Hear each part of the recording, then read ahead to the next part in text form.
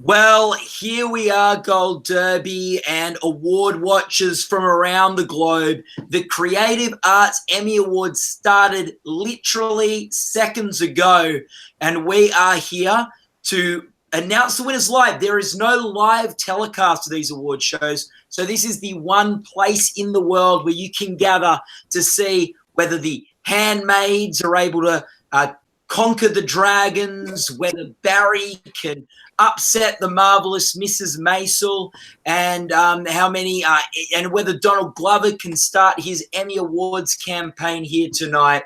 It's an exciting night. I'm joined by Amanda, Kevin, and Riley as we have a rotating panel throughout the night to announce the winners of these awards. And the Creative Arts Emmys are broken into two evenings. Tonight we're going to have a lot of the comedy series, drama series, mini series awards, and tomorrow night we'll be back here to break down reality, variety, non-fiction programming and stuff like that.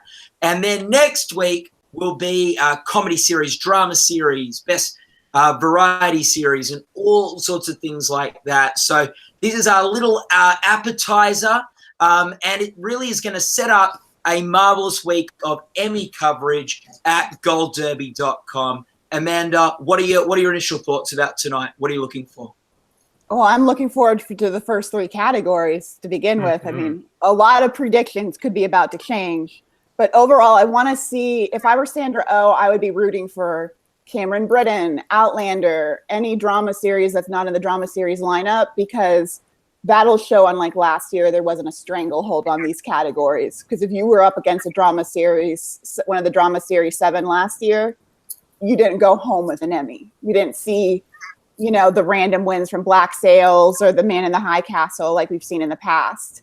And then look out for The Marvelous Mrs. Maisel. If it starts beating some of those drama series in costumes or cinematography, it's going to be a really strong contender going into the night to win comedy series. And I think that's an interesting thing is that we've got sort of Handmaid's Tale and Game of Thrones really neck and neck for drama series, and we'll see which can win more awards tonight. But then also, as you say, Amanda, on the comedy side, we've got Marvelous Mrs. Maisel, we've got Atlanta and Barry. We've got a really tight race of shows that have a lot of nominations, and it'll be interesting to see which one of those three comes out tonight with the most wins. Kevin?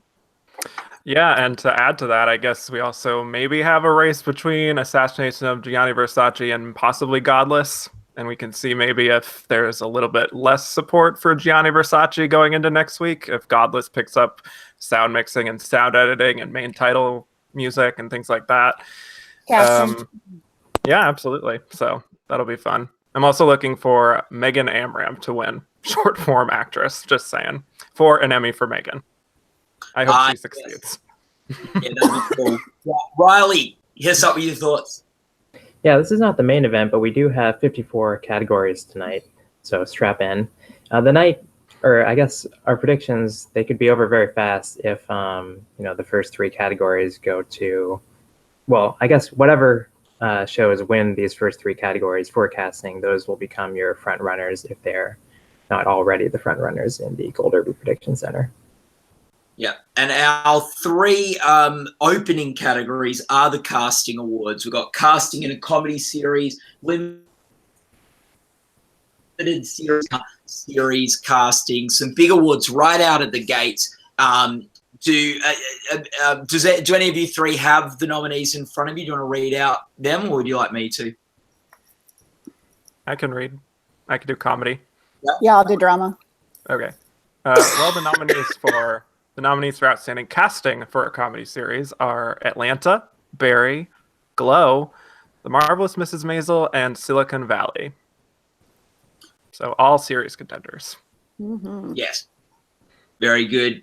Does one of you I'll read the limited series is the Assassination of Gianni Versace, American Crime Story, Godless, Jesus Christ Superstar Live in Concert, The Looming Tower, and Patrick Melrose.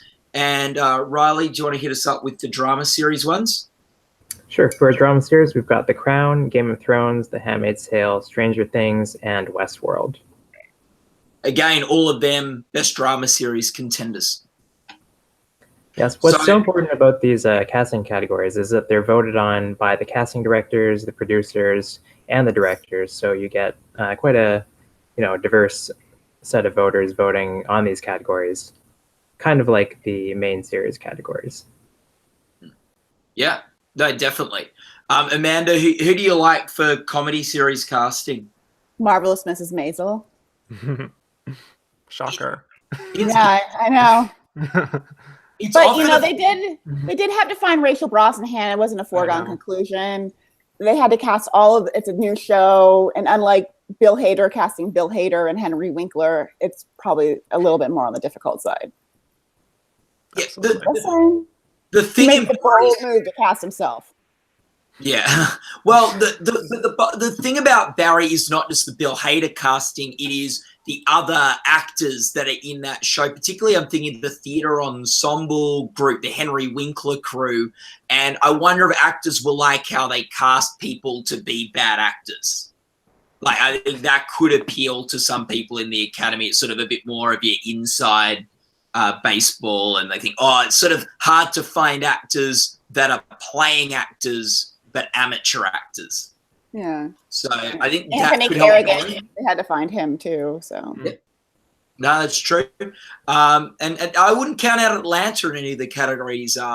It's in the last year. I think Atlanta was probably the runner-up for comedy series. And without Veep in its way this year, it'll be interesting to see just how many Emmys it's able to pick up.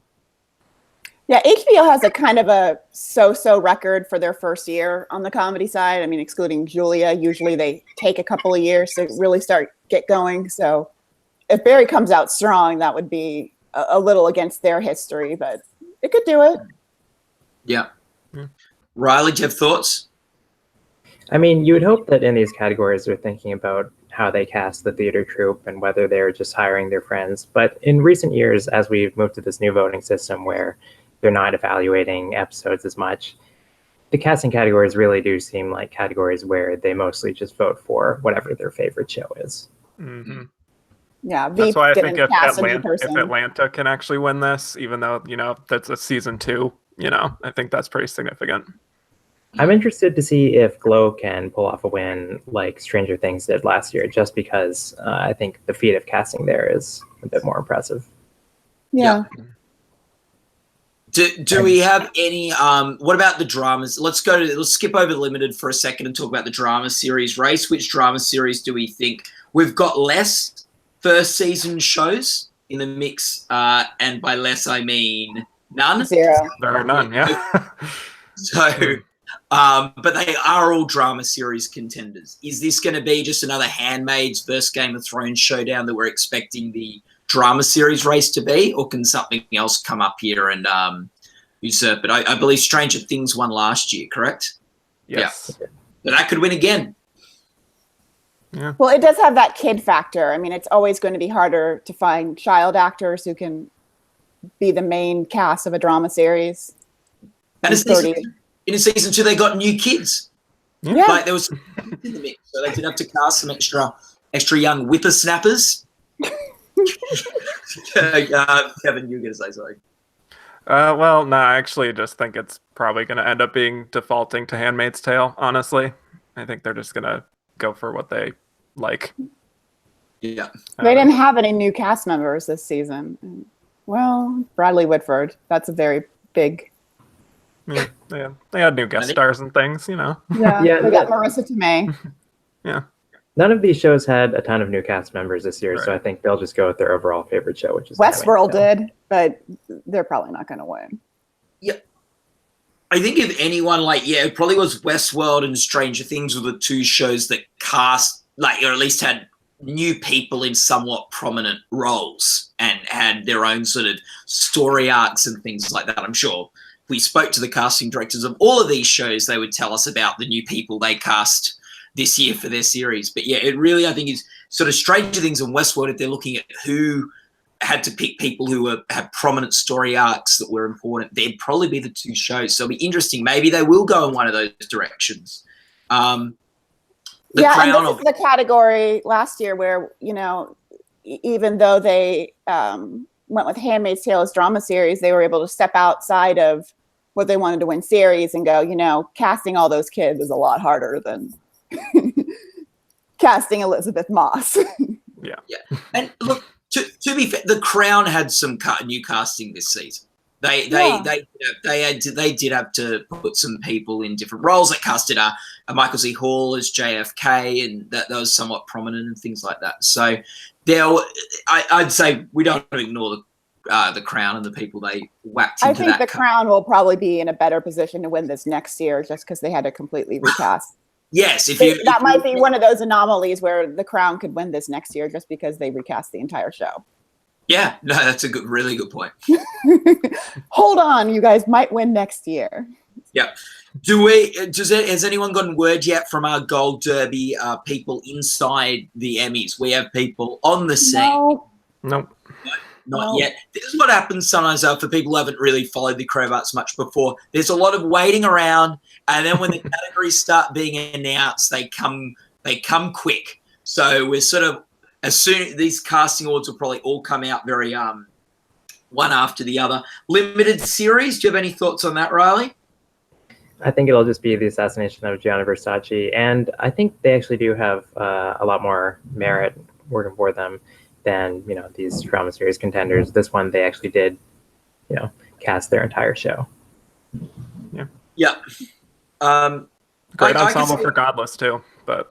Well, and you know, NBC might have a good Emmys, like in an under the radar kind of way, because, you know, Jesus Christ Superstar, they had to find very specific people for that. So if they looks like we have a winner. And a winner. We have our first winner. Yeah, our Blake. first winner for casting for a comedy series goes to the marvelous Mrs. Maisel. Oh, and that's a big win for the marvelous. Oh yes, I'm so excited. Sorry. That's great. Amanda is a fan of the show. I enjoy Amanda it too. is a Sherman Palladino super fan, so I'm very, very excited. Sorry. She might be on. And look, the Marvelous Mrs. Maisel got a lot of nominations this year. We expect it's going to get a lot of wins. Or quite a handful of wins at least, but they don't have many easy categories. Like, I think Rachel Brosnahan in some ways is their surest deal for next for the Emmys this year, because like every category there's some other quite big threat, whether it's Bill Hader or for Barry or Donald Glover for Atlanta. So they're not in the drama. They're not in a comedy actor. Marvelous Mrs. Maisel. I think you're thinking about supporting actor, where I think about things like writing and directing. Oh, I'm sorry. I thought you're just saying Bill Hader and sorry. No. And then below the line here too, they're competing against a lot of dramas. Mm-hmm. Yeah, like they outside of those categories, then folks, you better go to your predictions and just put it up in first, because that would be the biggest sign that it should win comedy series if it starts being. You should have done that already, right, Amanda? I've already got it in first place. I can't remember what I've got in first place. It's either Atlanta or Marvelous Mrs. Maisel. I can tell you that. I had to abandon my Curb Your Enthusiasm prediction when it didn't get a directing or writing nomination. Well, it's not had the best Emmys. It's only won one above the line Emmy in its entire run, and that was for directing for like its third season. So I think the Academy really liked that show. I think if that show had more buzz or had come out a bit closer to the date, it's overdue. And it's the kind of show that appeals to Academy sensibilities. That being said, it didn't air at the right time this year. It didn't. We have another winner. This will be limited. Congrats. Yeah. Which one? Yeah, congrats to the. I can't even. Oh my! What suspense, Amanda! Got us on the edge. I don't know. It just says limited series. For limited series. Versace for limited series. Yeah. Open their account. Sorry. Really. So, as expected, so they remain the front runner. Yeah, they remain the front runner in in limited series now. So that's they're unstoppable now. Well, they're not completely unstoppable, but let's remember Stranger Things won Best Casting last year at the Emmy Awards Creative Arts, and it led a lot of people, including myself, foolishly, to think that would probably Best Drama Series, which is these Creative Arts sometimes point towards the main show, but they often will not as well. sort of reading, it's a very tricky game reading the Emmy tea leaves. And partly that is because each category is voted on by its particular branch. It's not the Oscars where for winners, all members can vote in all categories. It's only people in the casting branch that can vote for the winners here. It's only actors that can vote in the actors branch, only writers that can vote for the writers branch, which is why when you see sweeps, that's very impressive that a show is able to, it means they've got support in all the branches. It's not just the branch with the most people in it is able to carry that show over the line in all the categories. Kevin, what do you have for a comedy series? Just comedy series proper. I think Marvelous Mrs. Maisel, and I think that casting win confirms it, honestly. I'm so thrilled. I mean, I was going to be so depressed at the beginning of this. I'm sorry. I'm just really. I've waited. I'm like a passionate Gilmore Girls fan, so it's just super nice to see her finally getting this. My mom, who doesn't follow this, I had to explain to her. I'm like, yeah, that woman who did Gilmore Girls finally got all these nominations. She's like, well, she should have been nominated for that. I'm like, I know. I agree. I don't know. And she could actually win tonight, by the way, because she is a music supervisor. So she is nominated and their as a music supervision does have a lot of that old standards. So I know everyone thinks Atlanta is the front runner. The Crown wins Best Drama Series Casting. Exciting. Excuse me. Wow.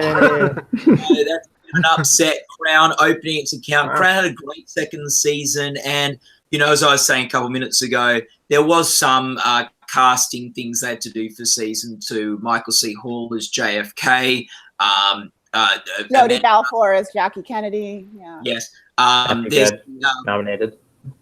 Yes. Yeah. Well, So it wouldn't have mattered because neither of them would have won, just because those people who play those two characters in any film or television never win. So they just saved them. Which might put the Crown in good stead to pick, as you said, Amanda, they're going to be doing more casting for next year's season, could put them in good stead, unless, you know, we're all assuming because of how good the Crown's been so far that people will love the new casting of the Crown. I know everyone has, like, collectively, the Americans in third, or I think it's overall in third in the odds, but really it doesn't have any tech nominations. It's not going to get any support from the below the line. And I really think with the way that the Crown performed with the acting nominations, it could be running in third. So, you know, never underestimate that this could actually go their way. And yeah, we've got, sorry, go ahead. I was just going to say, we do have some big names coming up in our next category. It is Best Voiceover Performer. So you're going to have like, so we could have a big winner here. Does someone have the nominees with that in front of them? Sure. Thanks, Riley. So for voiceover, is this the narrator or character first? That's a good point. Character, I'm going to say. It looks like, yeah, it just says voiceover here. So, so for character voiceover, we've got Alex Borstein on Family Guy and Seth MacFarlane also on Family Guy, and also Seth MacFarlane on American Dad, and Dan Castellaneta for The Simpsons, and finally Rusty Taylor for Mickey Mouse. Seth MacFarlane won this last year for Family Guy. I hope that Alex Borstein wins, just to solidify her chances of winning comedy supporting actress. But everyone's jumping on the Alex Borstein train because she is not normally nominated here, and she's also nominated for The Marvelous Mrs. Maisel. I've stuck with Seth MacFarlane because it just seems like the kind of situation where the Emmys get your hopes up, and then they just award, you know, The Voice again. Yeah, that does seem like them, but one can hope. Yeah. Yes, although they don't normally nominate Seth MacFarlane twice, so maybe there will be some vote splitting, or maybe it just means that he's extra strong this year, and they'll just go for the performance of his that they normally vote for. Probably that one. Yeah.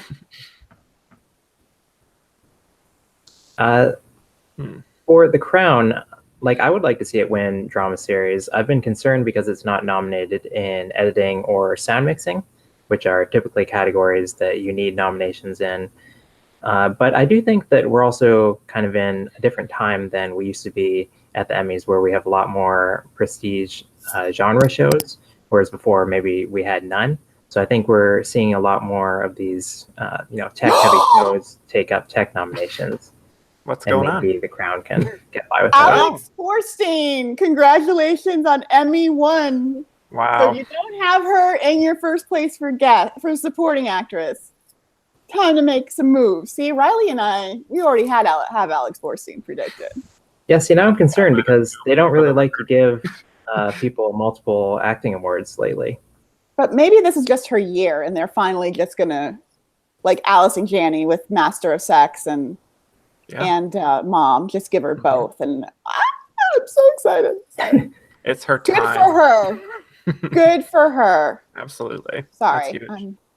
So we're without a supervisor. So the next category we're going to see is animated program.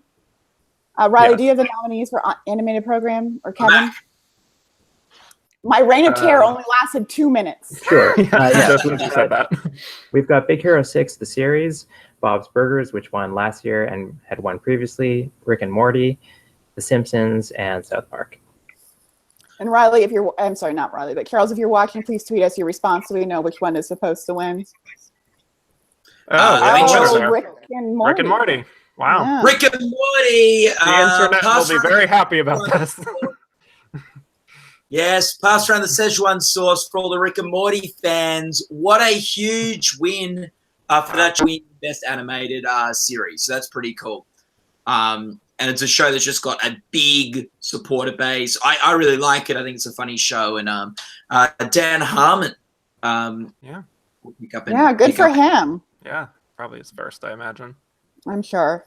Yeah. It's probably not out of the realm of possibilities that it's his first. And that was for the episode Pickle Rick. So that's a good one. Famous one. Yeah. So, I don't watch animated programs, but I hope that made Charles happy. So I imagine. Yeah. I think if he's joining us later, then he'll have something to say about this. That's I like it. Often in this category, you get The Simpsons winning a lot, maybe South Park winning a lot. It is nice when a series that hasn't, and Bob's Burgers has won a couple of times. It's nice when a series that hasn't won before, like Archer a couple of years ago, can after a couple of years of turning out some funny and good content, can take that out. So I'm pretty happy with that. But Dan Harmon now has 2 Emmys because he previously won for songwriting at the Oscars. There you go. Okay. Riley is really good at working like 15 screens at once. Yeah. So really good. What was the voiceover? Who won voiceover? Alex Borstein. Oh, great. So sort of not a win for Marvelous Mrs. Maisel, but someone in the Marvel. Probably on the support of it. Yeah. So. Voiceover is one of those few categories where I'm not sure how they actually vote on it. Like, is it panel or... I think assume if it's an acting award, it's just open to the acting branch. I have it listed under acting, so. Short form animated program is coming up next. Have we read out the nominees for that one? No. Well, I will. Adventure Time, Robot Chicken, Steven Universe, Teen Titans Go, and We Bare Bears. Okay. Well, I know the Teen Titans have a movie out at the moment. That might help. Yeah. Would help Last them. year's winner was Adventure Time, and that just ended. Robot Chicken won previously. So yeah, I feel like Robot Chicken and Adventure Time are the 2 front runners here. That's what I'd say. They probably are the shows with industry respect and a bit of a fan base too. Both of those shows. Mm-hmm. Mm-hmm. So yes. Oh, congratulations to Robot Chicken for winning Best Short Form. Robot Chicken. So who's that? Seth Green? That's his show, right? Yeah. Seth I don't watch animated programs, so I don't know. So Did anybody get that one right? Nope. Big winners already. Seth Green, Alex Borstein, Dan Harmon. It's all happening. It's all happening. I would love to see The Crown like sneak in and win directing because I do love that episode. I just rewatched it and I thought it was so beautifully done. But remind our viewers on the episode, Amanda. It's Paterfamilias, and it's basically showing Prince Philip and young Prince Charles at the same school and the struggles they have.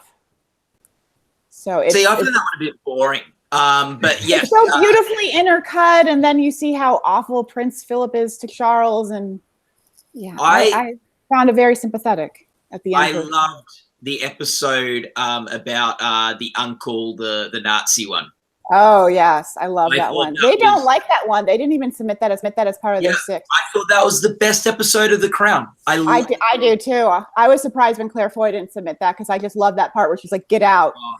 Yeah, and the themes of the themes of family and forgiveness, and like I think Peter Morgan was really at his best in bringing a lot of themes to overlap and work against each other. The way that the Billy Graham visited counterbalanced the stuff that we talked about that in one of our chats, and I said to Riley, I remember saying, I really am surprised they didn't submit Paul Sparks because they could have gotten the second person into that category. He was amazing in that episode. But maybe The Crown people are obviously too conscious of what we say all the time. Just submit one. Don't submit too many. Well, they submitted Michael C. Hall, but that didn't happen. Yeah.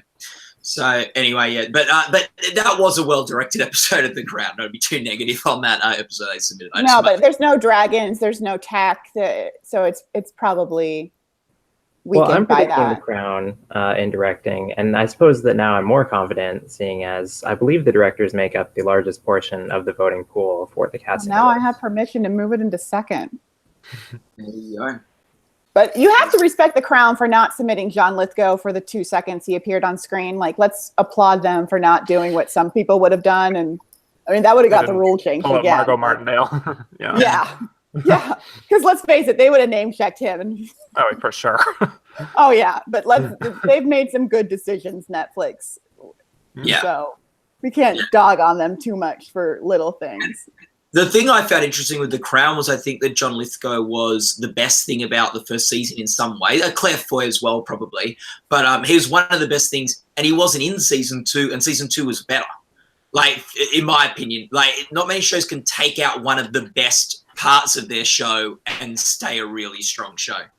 Yeah, and Matt Smith really earned that Emmy nomination, and I might be tempted. I'm really looking towards drama guest actor because if Matthew Good wins, which I'm not predicting, I'm going to switch my prediction to Vanessa Kirby. Yeah. So, because there's no way he could win without them seeing his episode, and that only benefits Vanessa Kirby. So. Yes. The Crown might be in a better position than we think it is. That's my favorite show, so I'm very excited. Interesting. It's definitely with that casting staff a good night. But there are shows that win casting that don't go on to have a great night at the Emmys. Stranger Things and their 5 Emmys last year. I think there's other examples too that Riley you might know off the top of your head. Not in the last 3 years. But I would say that Atlanta, I think, has a chance of coming back since, it wasn't equal footing with Marvelous Mrs. Maisel since they did already have their cast established. Yeah. Do you think this helps improve? Oh, sorry.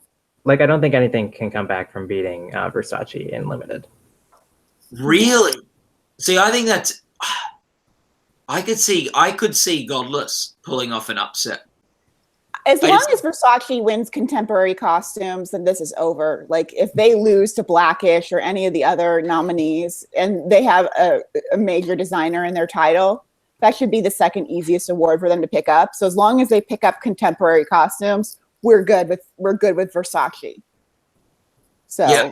I think Ryan Murphy does not have the best track record at the Emmys in terms of that big series category, other than the O.J. Simpson, which was the last American Crime one, to be fair. But I do think that the O.J. Simpson story, there is a particularly unique fascination with telling that story that we see at awards, and I sort of think in some ways, sometimes these Academy members, people in Hollywood, they just love a good Western.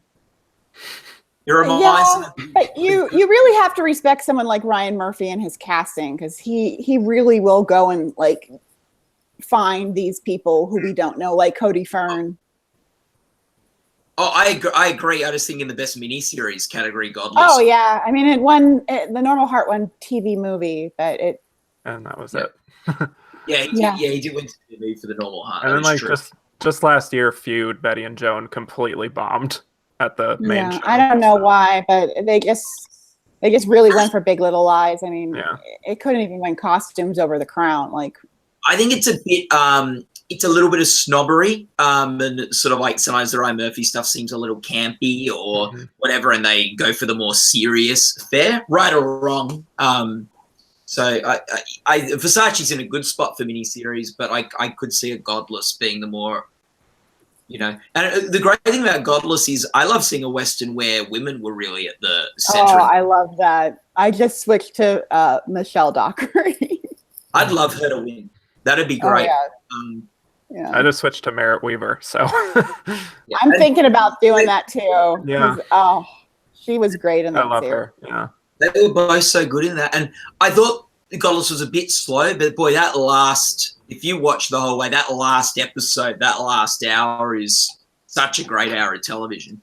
Yeah, and I think it's the rare situation where the writer-director could actually pick up writing for all those episodes because it's not based on a source material. He sat down and dreamed this up himself. So that's got to count for something. Yeah, no, so it's good. It's good. But I think miniseries. So congratulations to Genius for winning Best Sound Mixing for a limited series. Whoa. Interesting. So we're up to the next awards, so we should probably talk a bit about them. Sound Mixing Genius. Genius has now opened its account. What did it beat? Does anyone have the list of those nominations in front of them? Well, last year, Genius won nothing. And then previously, this award has gone to People versus O.J. Simpson, which is not really, a show with a lot of sound work, you would think. So it seems like this category is one where they might just go with whatever is going to be winning limited series. So that's why I'm surprised that Genius won those two. Yeah. Because it beat Gianni Versace, Fahrenheit 451, Twin Peaks, and Waco. So. And I have the nominees for the next category, limited series, Best Makeup, limited series, non-prosthetic. The nominees are American Horror Story Cult, The Assassination of Gianni Versace, Genius Picasso, The Last Tycoon, and Twin Peaks. And American Horror Story has a good track record of winning for their makeup. So I might give the odds to that one. Yeah, that's not bad. The big success story of the Emmys this year is really The Last Tycoon, because I think, that nobody saw it. It was canceled. Nobody expected anything from it. And it got 3 Emmy nominations, which is a lot more than so many other shows have over the years. Like The Wire. And congratulations to Versace for winning non-prosthetic makeup. So it's up to 2. All right. So Versace. Oh, sorry, Amanda. Yep, continue. Yeah, Versace with 2, the most of anything so far. So there you go. That means we can put it on the big board. I have and it's in the next category, which is best hairstyling for a limited series or movie. So let's get the board ready. Now we've got a second winner. And we have for hairstyling for a limited series or movie, American Horror Story Cult, Gianni Versace, Genius Picasso, Godless, The Last Tycoon, and Twin Peaks. So maybe Versace, but we'll never know. So. Yeah. And while we had a lull there, they also gave out the awards to the winners in a category that had previously announced its winners, which is the Juried Award for Individual Achievement in Animation. So in that category, it varies based on the number of voters that you have per panel, but everybody just says either that whatever the entrant is, whether it deserves an award or it doesn't. And you kind of need 85 or more % support. And bump up Versace to 3. It just won for hairstyling. So there you go. Nice. It's looking more and more like it's going to be unbeatable. Although it was beaten for sound mixing, which I did not expect. Yeah. Well, Genius. Lucky Genius. Genius is a made-for-TV movie, right? Genius is a limited series about Picasso. Is that nominated for Best Limited Series? It is indeed. Yeah. Oh, that could be the big, last year. The big sleeping giant. Okay. So Versace is up to 3 on the gold. It's not in the next category, which is cinematography. So if it's not in the category, it's going to have to stay at 3 for a bit. So there we go. The Gold Derby Emmy tally board. It can go above 9. I'll rub out and make some changes if any show gets more than 9 tonight. Oh, you don't need to know what you're doing in your personal life, Matt. Yeah. Well, we're running a professional organization Gold Derby. Only the best. Up all night cutting out names of TV shows for our board. MSNBC has Steve Kornacki in a very futuristic sort of touchscreen sort of thing. We've got a chalkboard. This is our election night. This is our election night. It is Does someone else have the cinematography nominees, or do you want me to read them out? This is another category where we could see Genius win, especially since it did just win the American Society of Cinematographers Award. So the nominees are The Alienist, Black Mirror, Fahrenheit 451, Genius, Godless, and Twin Peaks. And surprisingly, American Crime Story is not nominated here, despite that, opening sequence. Yeah, it's funny because that first episode was so beautifully shot. You'd think they would have. Oh, maybe Godless will get on the board. Maybe Godless, yeah, because that's pretty beautifully filmed too. It really should win this, but yeah, I'm worried that it won't. Maybe Twin Peaks for that bizarre Part 8 episode. Just saying. So we've got the limited cinematography. The polls are closing there soon, so we will have the results in very soon. After that, we've got the category for best commercial. Oh boy! So that won't be any of the TV shows. Although I'd love one year to see a show. Is the show allowed to submit a promo for like the This Is Us promo for like at the Makeup Guild Awards? American Horror Story always submits their commercials. There you go. Yeah. But they have like original content in them. Right. Yes. So good. Yeah. Might just be a highlight. Just saying. What are the commercial nominees? Oh, Nat Geo, best cinematography for Genius. No, exciting. Whoa. With 2 I'm men. gonna have to check where I have Antonio Banderas. My goodness. There you go. What is going on there? Genius, not looking good for Godless. No, Godless is drawing dead at the Creative Arts Awards at the moment. So what are the commercial nominees? Is there anything in front of them? Yeah, it's Alexa Loses Her Voice from Amazon, Earth Shot on iPhone, In Real Life, Monica Lewinsky Anti-Bullying, It's a Tide ad from Tide, and The Talk from My Black is Beautiful times PNG. Boy, who do you think's going to take this out, guys? Lewinsky? Tide. It's Monica Lewinsky's year. Yeah. I don't know. Finally. I really don't know. As you go. I'm just counting down till we get to comedy guest actress. I'm very excited. So we're going to soon. Away from that one. We're 3 away after this. Well, do you want to tell us the nominees, Amanda? That's probably a good one for us to start digesting.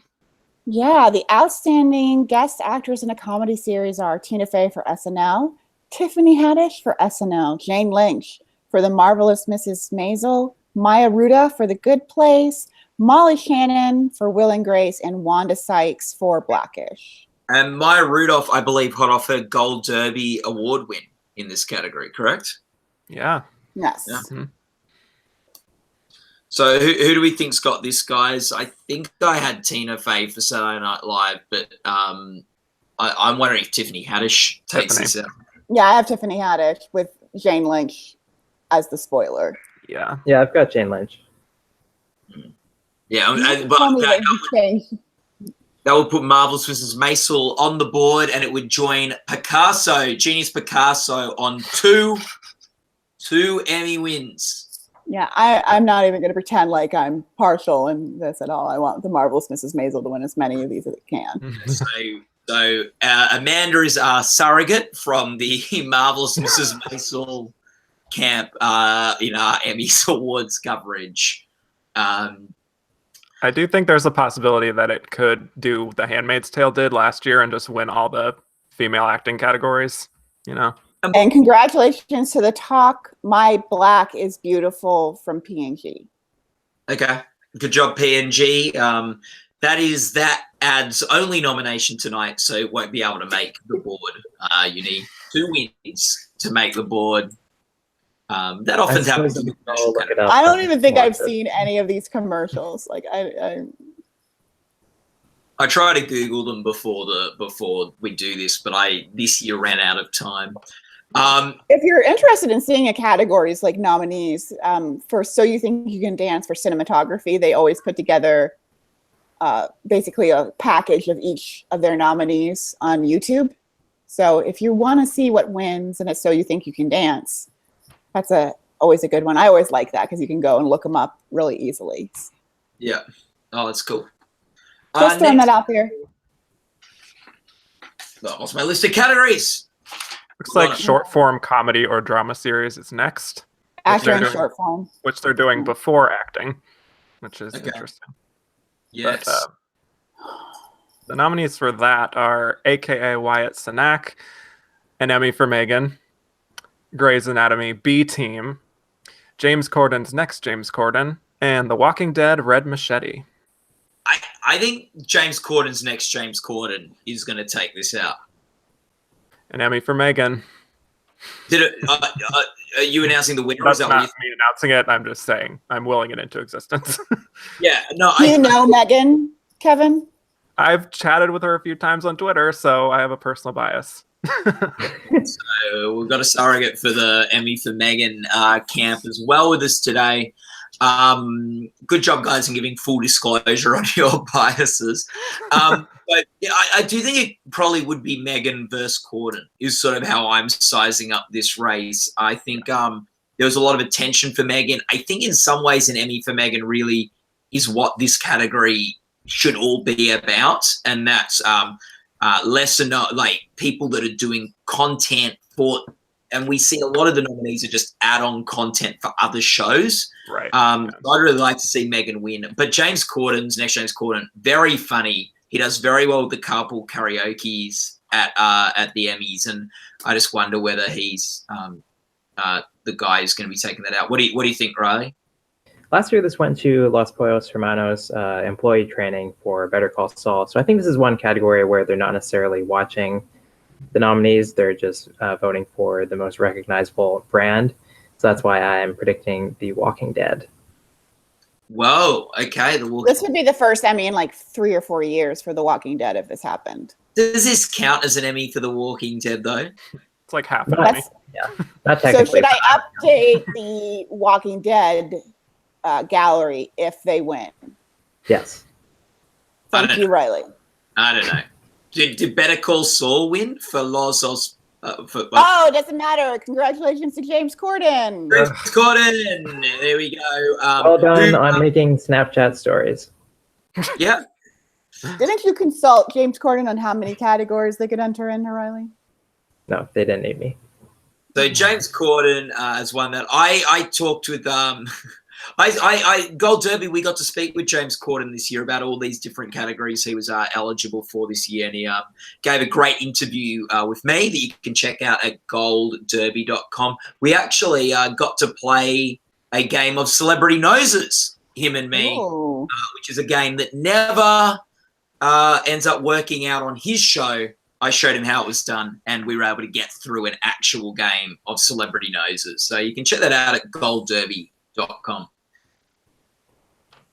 That was a good one. I actually transcribed that, so that was fun to watch. Yeah, Kevin, I get these on Twitter, like that you've transcribed some interviews I've done and go, oh, poor Kevin, he has to like sit there listening to me typing words that I've said. I'm very sorry, Kevin. I always sound smarter in his transcription, so I thank you. Yeah. Who's this person? Yeah. What? You're just like, who is this person? So intelligent. Okay. But yeah, we've it's good. got some acting awards coming up. Actor in short form, actress in short form. We just did actor in short form. Okay, who are the actors in short form? You mean actress? Actress. Sorry, No, actress. that was for series. No, that was the program award. Oh, sorry. So actor in short form. So that's the series we were just talking about. The actors in those sort of. These Never mind. It's J.K. Corden. Oh, it's James Corden again. So there you go. James Corden win. Yeah, Yeah. James Corden. Corden as James Corden as James Corden on James Corden's next James Corden. So, friend of Gold Derby, James Corden has won 2 Emmys already tonight. But James Corden's next James Corden. I did not have a logo for next James Corden, so I will. Don't worry, guys. I have some chalk, and the next category is Megan is short actress. Where I think could be where Megan is able to get her win because she's not up against James Corden here. Yeah. So, who is up in this category? We've got Megan Amram and an Emmy for Megan. We've got Lee Garlington in Broken, Naomi Grossman in Control Alt Delete, Diara Kilpatrick in American Coco, Kelly O'Hara in The Accidental Wolf, and Christina Pickles in Break a Hip. There we go. Does anyone think someone other than Megan's going to win that? Nope. I've only seen one of the nominees, so. Yeah, I think she's got a good shot here, although this category is a very hard one to predict. And Jane Lynch won last year. Jane Lynch. Yeah. And then it's hard. The male category went to Corden. No, last year went to Esty. Kim Estes. Yeah. Yeah. So Diara Kilpatrick does have ABC behind her, and James Corden had CBS behind him. So maybe that'll mean something. She's very good in that show. Boy.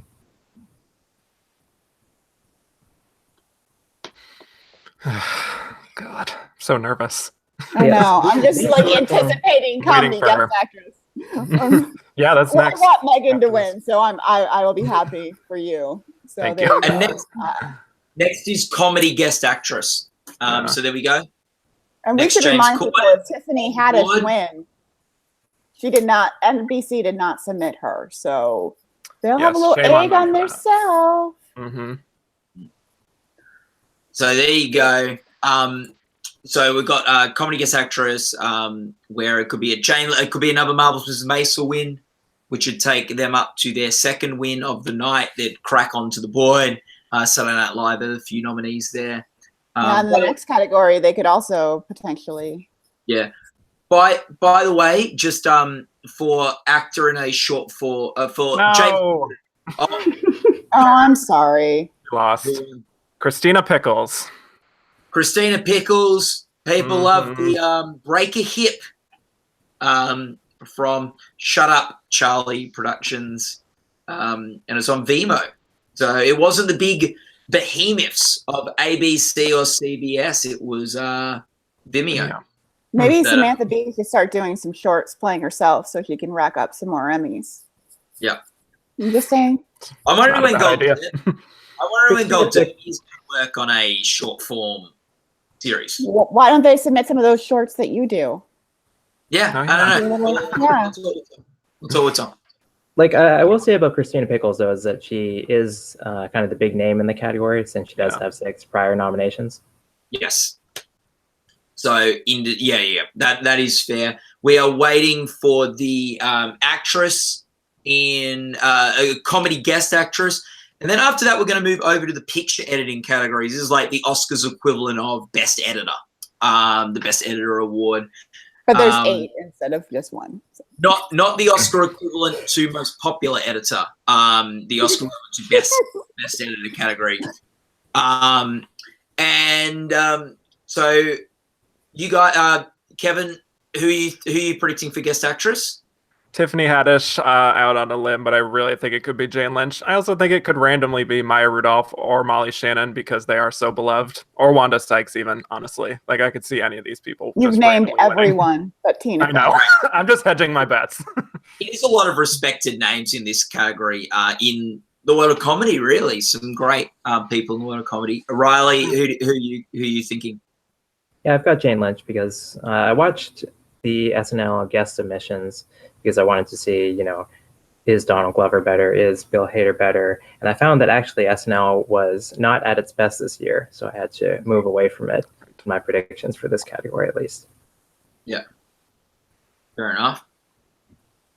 In the picture editing category, which will be after guest actress, they for single camera picture editing for a comedy, the nominees are Atlanta for Alligator Man, Atlanta for Teddy Perkins, Barry for Chapter 8, Barry for Chapter 7, and The Marvelous Mrs. Maisel for a pilot. Is that your classic situation of Barry and Atlanta splitting the votes and Marvelous Mrs. Maisel winning? I think possibly, particularly considering that's also a pilot, and pilots often do quite well. And it's an hour long, so it's an hour long. Pilots, and one of the reasons pilots do well is because they're accessible. Anyone can watch it and understand it. There's nothing that needs to be picked up. They also do well because often pilots, there is more time that goes into constructing them. They've got a couple of months to put the pilot together. They're not going, oh, now we need to churn out our 10 episodes in the next 2 months, and we've got to rush everything. So there's usually a little bit more time to actually be working on the technical aspects of a pilot than other episodes of a series. So, yeah, I'd go with Marvelous Mrs. Maisel there. But there's some good editing in things like Barry with shootout scenes. Tiffany Haddish. Yay! That's comedy guest actress. Shame on you, SNL, for not submitting her. That's right. Yeah. Wear your white dress again. She's going to get to wear it at the Emmys now. There you go. Tiffany Haddish pulls off a good win there. That was my first Emmy spotlight of the season, so I'm very thrilled. Yes. There you go. Now let me go find it so I can retweet it and say, I told you also. So there you go. Tiffany Haddish has won that. Saturday Night Live's first win of the night. Saturday Night Live won a redonkulous amount of Emmys. 10. Year, and they have opened their account this year. I think, was Saturday Night Live win more Emmys than any other show last year? Saturday Night Live won 10 Emmys last year, which doubled their previous best of 5. Yeah. So it's probably not going to get to that. No. And they won more acting awards than they'd ever won before in a year, too. They won 4 of them. Well, they basically swept the acting. Yeah. So SNL, which won 10 last year and so far this year.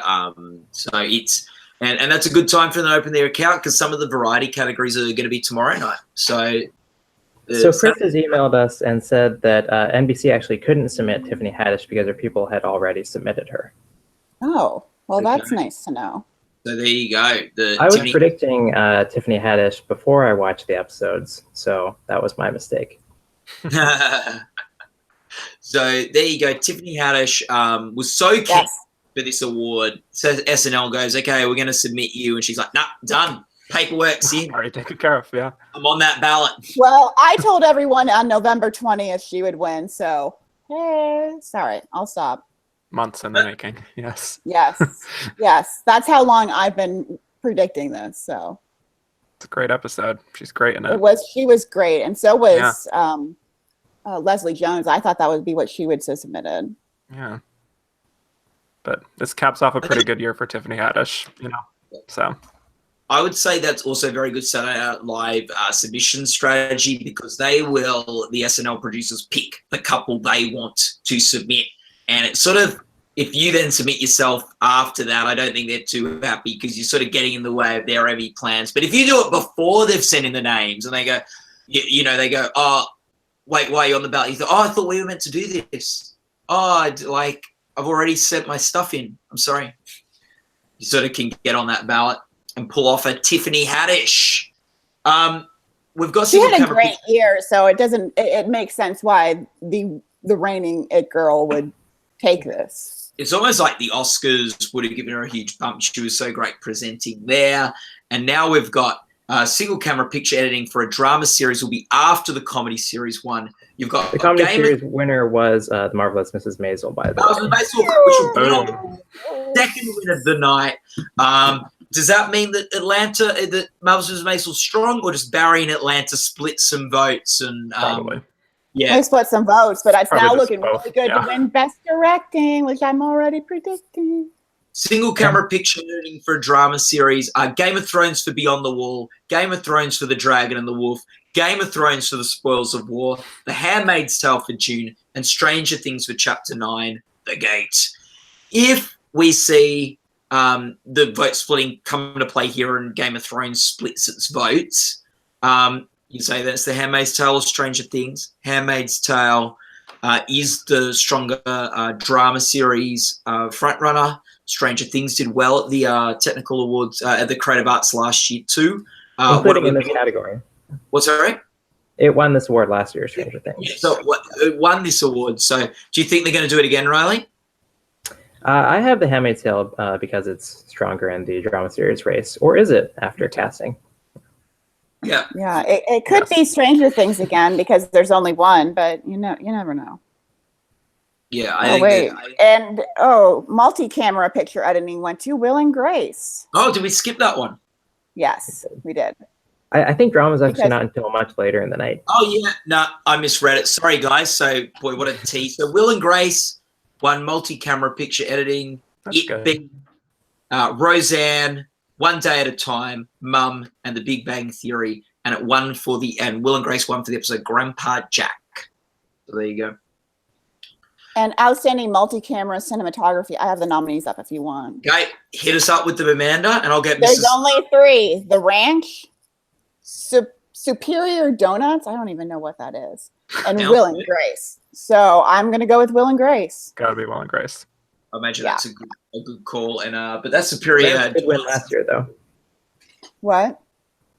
I said the Ranch won last year. I just saying. Yeah, but now they've got that whole scandal. I was going to say the Superior Donut sounds delicious. I've never heard of it, but CBS. They went hungry when they voted for that one. Will and Grace is the winner. Grace, which is on the board. So Will and Grace, I embarrassingly do not have a Will and Grace logo because I only put shows with sort of an X number of nominations. But don't worry. That's what the chalk is there for. Well, we have a moment to breathe because now they're doing the Governor's Award to Star Trek. So there we go. Riley, is there a particular category you're excited for tonight? Well, I'm curious about the music categories because those are in the prediction center. And I'm not sure if Godless will win either or both of its nominations. Yeah. Let's go. Is Song tonight also, Riley? I don't think so. No. That's my favorite category because I think that Pasek and Paul are going to lose to the Barack song. Yeah. Oh, yeah. I think that's what I'm predicting. Yeah. Yeah, I think the Barack song's got a good shot at this. So here's the board now. Just an update in this sort of break while I give out Governor Awards. Versace in the lead on 3. In 2 awards, you got Picasso, The Marvelous Mrs. Maisel. Next, James Corden with James Corden, featuring James Corden, and Will and Grace all on 2 awards. And we'll see how series prospects climb throughout the course of the evening. There haven't been many drama series awards yet, but no drama series yet to get onto that too. This next one is an interesting one because you've got The Crown versus Marvelous Mrs. Maisel. So for outstanding period costume. I love these when we see a comedy and a drama series go head to head. Who do we think's got the edge there, guys? Kevin. Oh God, I want to say Maisel because there's a lot of really showy costumes in it, but Also, The Crown has, I mean, it's The Crown. It's known for its costumes, so. Well, if The Crown wins for this particular episode, which was the Dear Mrs. Kennedy episode, it will make history as the first production to win featuring Jacqueline Kennedy. Like, that's how many have lost, including the movie. Wow. Yeah. Right. Yeah, I remember going down that path foolishly. But The Yeah, Crown did me win this too. award last year, and it also won the Guild Award, and it's Yeah. more expensive, and it's a drama. So I'd say safe money's on The Crown. Probably. Yeah. I would love for Outlander to win because Rob and I have been discussing that more than two normal, healthy people should. And don't outrule one of the big surprises tonight, Genius, Yeah, Picasso. watch it be genius. That is in this category as well. We've got, so the nominees are The Alienist, The Crown, Genius, Picasso, The Marvelous Mrs. Maisel, and Outlander. Look, there's a lot of good costumes. I think The Crown and The Marvelous Mrs. Maisel is the sort of, are probably your front runners here, but and I'd probably give the edge to The Crown. I think just the production elements of that show are at such a level, and I think it's no secret how expensive that show is to make, how much attention there is to detail. The Crown is the show I give the edge to, which we put on the board. And But they only feature Jackie Kennedy there. She's not like the star of it, so that might help them avoid the curse. Genius Yeah, is a very technically impressive show, but I mean, this season got a 52 on Metacritic. It averaged a 0.1 rating. So I would have thought that a show that was neither seen nor liked would not have a chance at 3 Emmys, possibly. That's why I'm kind of stunned by this whole thing. remember though, 1 year at the Emmys, Carnivale did very well in the Creative Arts Awards, even though it wasn't a show that was particularly popular, and they got cancelled after 2 seasons and things like that. But this is a category where like Sandra Oh wants Outlander to win because that weakens a drama series nominee. Like, I'm not kidding. Like, they don't want it to lose to a miniseries or to a comedy series. They want it to lose to another drama series because that shows there's a little bit more wiggle room than there was last year. You know, I don't want to be negative, but I don't love that. Where are the other costume categories coming? They're like spread. I'd love it if we just did all the costume categories one after the other. It's the same with cinematography too. They're all over the ceremony. Yeah. Like it's really, I think as someone watching an award show, it's easier to digest if we focus on costume. We don't ping pong around from costume to cinematography and back again. And for us running our live coverage, it'd be much easier for us to talk about costumes in a block and then cinematography in a block and then picture editing in a block. Well, But they anyway, need to get Chris to like produce this then. yes, thank you. Yeah, that'd be great. So I don't know. This is what we're dealing with, guys. That's just not. Yeah, sorry. So the category after best contemporary costumes is obviously period costumes is limited prosthetic makeup. It's probably just prosthetic makeup because that one doesn't have separate categories for series and movies, etc. I don't think they do either. Yeah. So the nominees for that one are American Horror Story, American Crime Story, Game of Thrones, Star Trek, and Westworld. Here we go. Game of Thrones has a really good history of running this category, a track record of it. I mean, they've never won hairstyling. Like, if they won hairstyling, that would be significant because they've lost 6 years. 6 times. Yeah. So. Okay. I'd say watch out for Westworld there, maybe. You know, there's a lot of I don't know for prosthetic skins. makeup. I don't know. I have a vague sense of the difference, so don't ask me. Would someone like to explain the difference between prosthetic and non-prosthetic makeup for our view? Prosthetic means they're putting stuff on you that's like plastic and changing your face, I think. Yeah. And non-prosthetic is stuff like lipstick and rouge and just like, that sort of thing. Yeah. Yes. I use the most generic like lipsticks, makeups that I can think of. They probably use other things. Very good. So we are playing the waiting game now. I'm going to check. Hey, it takes a long time to honor Star Trek, but it depends on if you consider Star Trek just a full series, all the different versions of it, or whether you consider it just one-offs. That's how close Game of Thrones is to like getting to their visual effects record. Yeah. Oh. So. Yeah. No, I If you consider it one series overall, for example, Game of Thrones will never get to the visual effects record. But if you consider it just individual little series, then I think Game of Thrones will be the all-time record. I think they're individual series. Yeah. They've got different names and casts and things, don't they? They got different titles. Just throwing it out there, something to think about. No, that's fair. I'm happy to defer to our website chief, Tom O'Neill's wisdom on something like that. But I would imagine that if you consider it as a franchise as a whole, then Game of Thrones will never get close to their visual effects record. But if you consider them each individually, it's like one away from being the all-time winner. Yeah. Because it's at 5 now, so it should easily pick up number 6 tonight, I would expect. Yeah. Yeah. That would be a huge shock if they couldn't pick up visual effects for the sixth continuous year in a row. Yeah. So far, the Gold Derby bump has been quite real. James Corden has won a couple of Emmys already, and he gave an interview with us. Christina Pickles gave an interview with us as well, so she was able to be helped. Tiffany Haddish, Amanda had done a spotlight piece on her. Gold Derby, as always, causing ripples and waves in the Emmys, the Emmy wins and the Emmy results that are happening. Yep. Yeah.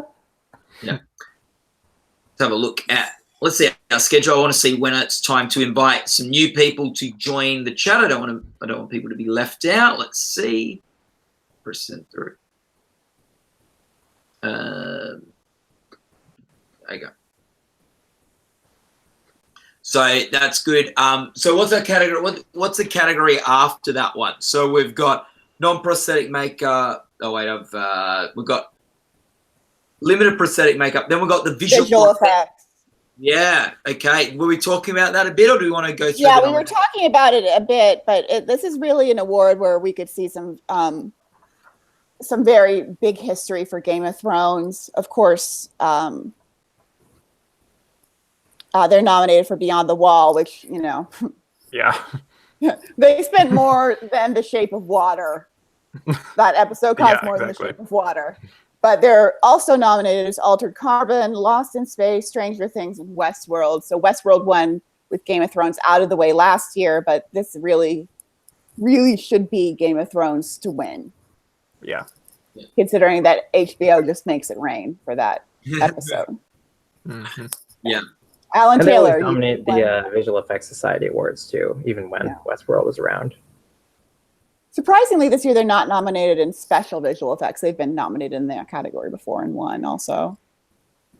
What do you mean? They're not nominated in special visual effects in a supporting role. Oh, well, you can only submit for one or the other. Oh, I think I've seen them in both, but never mind. Yeah. Interesting. It's like there's some great visual effects in all those nominees in the category. Game of Thrones would be, I think, the fairly clear front runner with Westworld. As a spoiler, Westworld has done so well with nominations the past 2 seasons. With wins, it struggled a little bit more. It did win some awards last year. It won 5 last year in the tech, but it won 5 without Game of Thrones. So this is very interesting to see how HBO competes against HBO, and usually it never ends well. Never ends with a drama series winner. And this is maybe the interesting story of this year's, or one of the interesting stories of this year's Emmys, is that Game of Thrones had 2 sweet technical and won quite a lot of the main ceremony, actors aside. And last year, you had Westworld win a lot at the technical and Handmaids dominate the night on the primetime Emmys. And we're going to now see, maybe the story of tonight is really more a Westworld versus Game of Thrones story. But then next week, we're going to see the Handmaid's Tale versus Game of Thrones story. Well, Westworld won 5 and Stranger Things won 5 last year. So they basically split up the tech categories that normally Game of Thrones would take. So if Game of Thrones just reasserts its dominance, then we might be looking for Okay, so scrap that edit. Tonight is Game of Thrones versus Westworld and Stranger Things, who both did very well at the techs last year. And next week might be more where you see the Game of Thrones Handmaid's Tale battle royale. Well, and we've also got to look out for drama guest actress, just because we're going to have the ladies of The Handmaid's Tale versus Dame Diana Rigg on our final nomination. So that'll be our first legitimate one, where Game of Thrones or The Handmaid's Tale, we'll see if one has an advantage over the other. And I wouldn't count out Handmaid's Tale picking up a few tonight like it won a few last year, because I think there's a real understatedness. It's a really understated show technically, Handmaid's Tale, and in some ways that makes it very impressive and stark, and it stands out from the more bombastic, perhaps, productions. And one category they will compete against each other in is for costumes, because they separated sci-fi and fantasy from period this year, which allows it. So basically The Crown didn't have to compete with Game of Thrones and Handmaid's Tale, but Game of Thrones and The Handmaid's Tale have to compete against each other. So that one would be one to look out for, because neither's like, I think Game of Thrones might have an advantage because they did submit their flashiest episode as far as costumes concerned, and Handmaid's Tale kind of fumbled by not submitting the one with the funeral in it, where we get the handmaids in black with the really nets. And they didn't submit that one, so that might just come down to a poor submission. And I think that's like a really good example, Amanda, of like, you've got with Game of Thrones some really flashy, showy, like technically amazing achievements in costumes, and then on Handmaid's Tale you've got costumes that look a bit simpler but are very powerful in their simplicity. And like there's merit to both ways of doing it. They're both incredible achievements. And Game of Thrones, but Game of Thrones, they've kind of like darkened, all of their characters are in black. This is the episode where Daenerys is in that big white fur coat. And the Beyond the Wall episode, where we're really seeing like all of the flashy costumes. So they submitted correctly. Where Handmaid's Tale submitted incorrectly, but I know it's going to be an interesting race. It's like last year, Stranger Things won Best Main Title Design for a very simple main title design, but it was a very powerful main title design. Yeah, and then with the one that got buzzed about and we saw memes of, and there is no costume more iconic in TV at the moment than the Handmaid's Tale costume.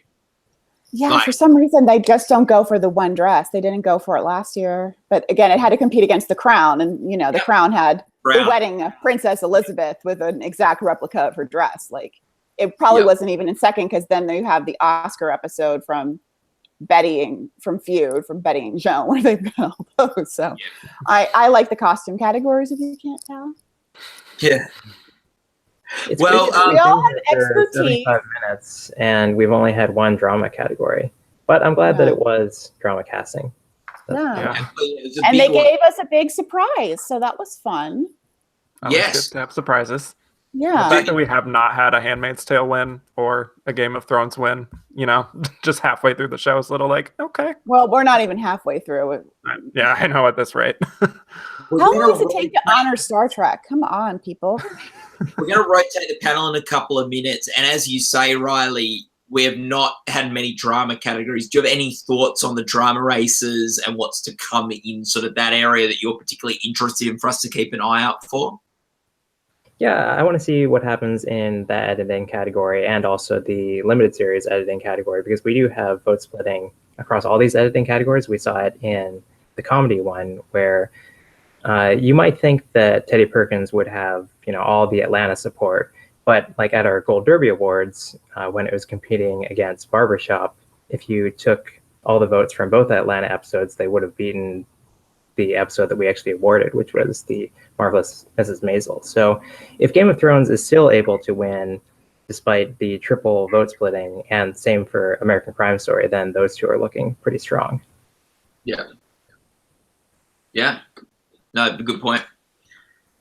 Kevin, anything about the drama races that are upcoming that you're keeping an eye out for? It's all pretty much covered, but I just wanted to take note of Ramin Djawadi for Game of Thrones, the original dramatic score. He has yet to win an Emmy, despite having a very iconic score that a lot of people love. So something to watch out there. But he's also competing against himself for Westworld. So well, he did receive his first Grammy nomination for Game of Thrones, so right. he might be in a better position to finally pull it off. So yeah. I'd say the biggest upset that we've had in the music categories in the last few years since they moved over. Okay. The Crown avoids the curse of Jackie Kennedy.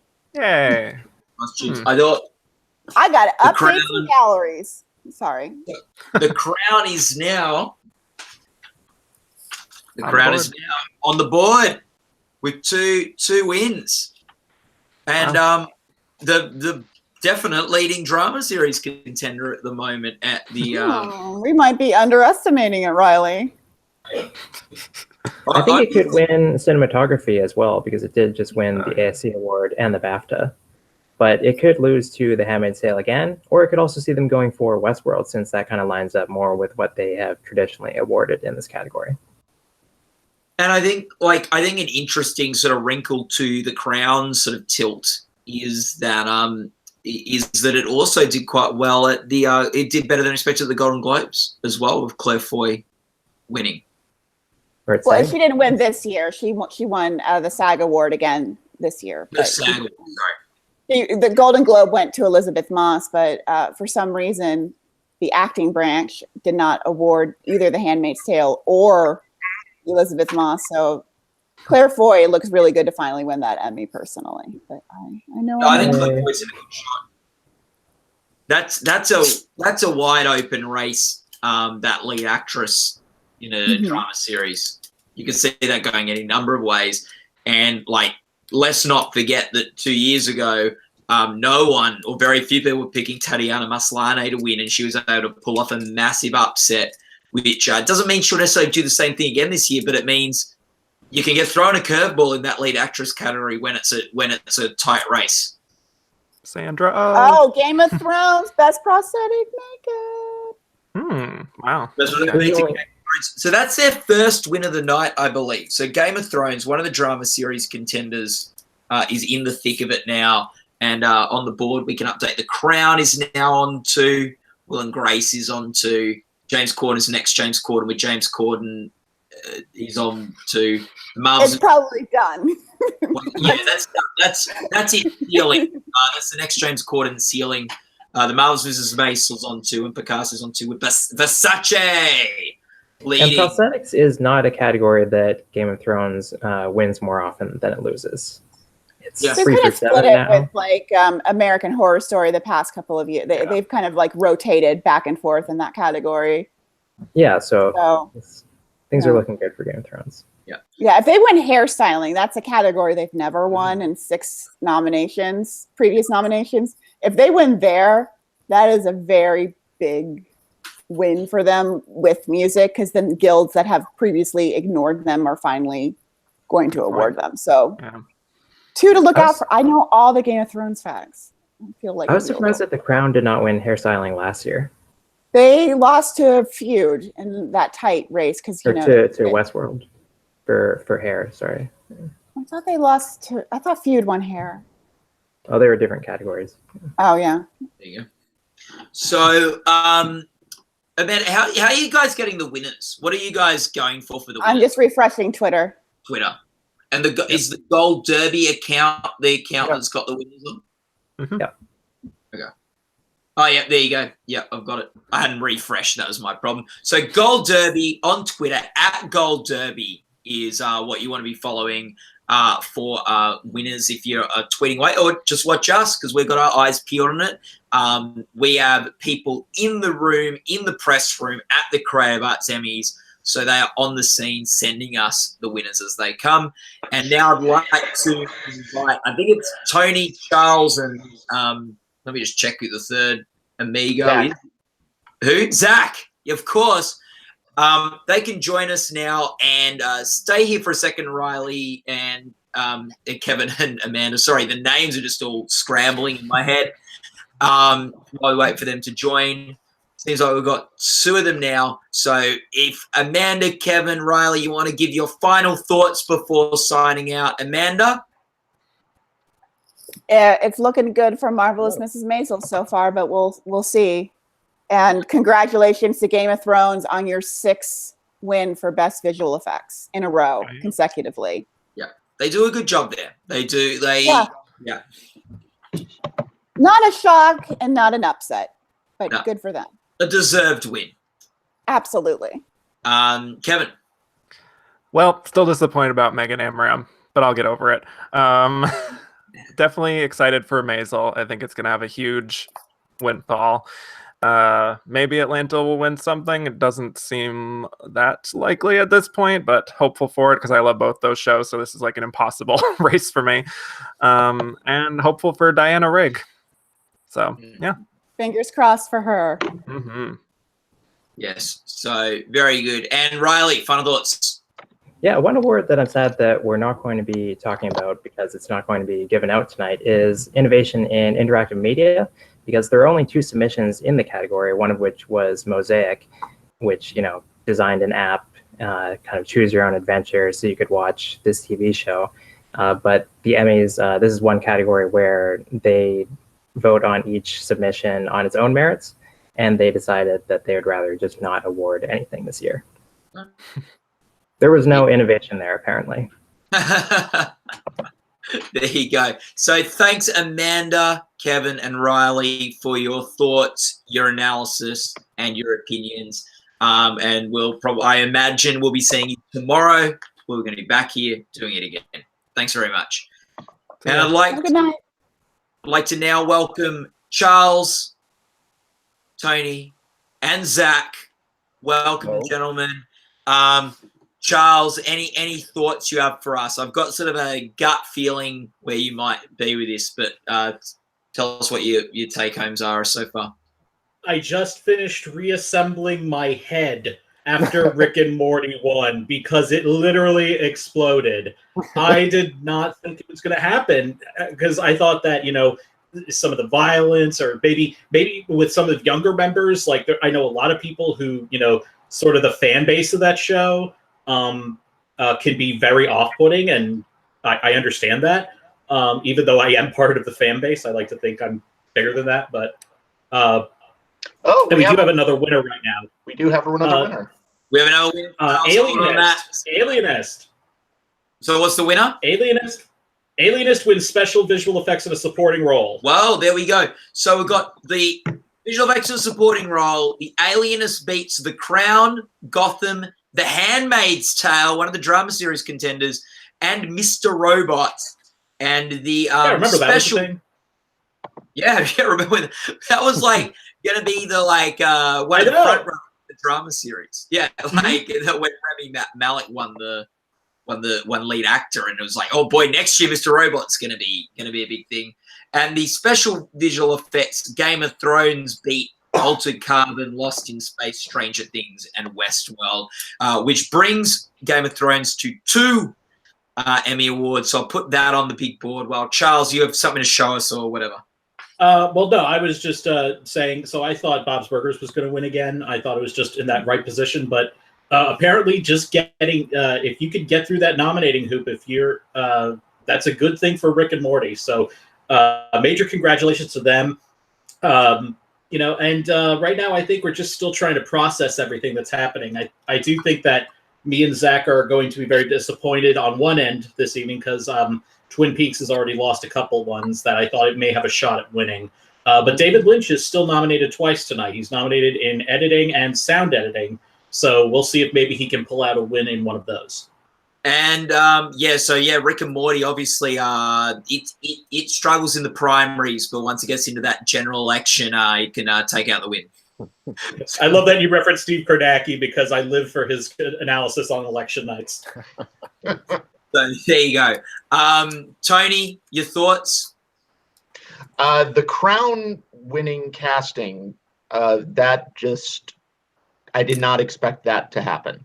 And I think that maybe we've been underestimating The Crown. I know that, some of us are predicting Claire Foy for drama actress, but maybe there's more support for the show as a whole than we've thought.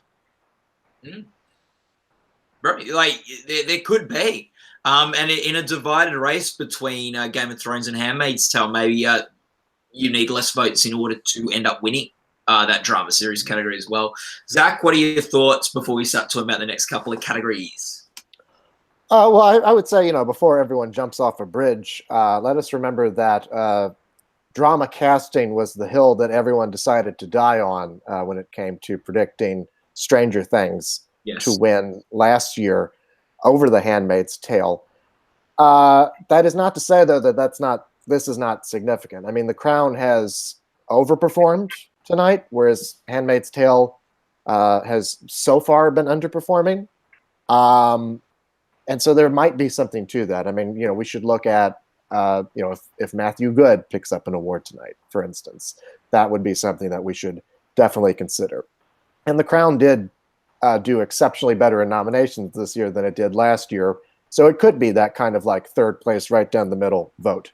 I should also say that, while Atlanta has not done well tonight, let's remember that, in terms of comedy series, it's not a tech-heavy show, whereas Miss Maisel is. So it's not surprising that it's picking up these wins in, costumes and things like that. Doesn't mean that it's not going to perhaps be sweeping, but I would say that, maybe, don't start changing your predictions on the primetime night just yet. Let's see what else happens here.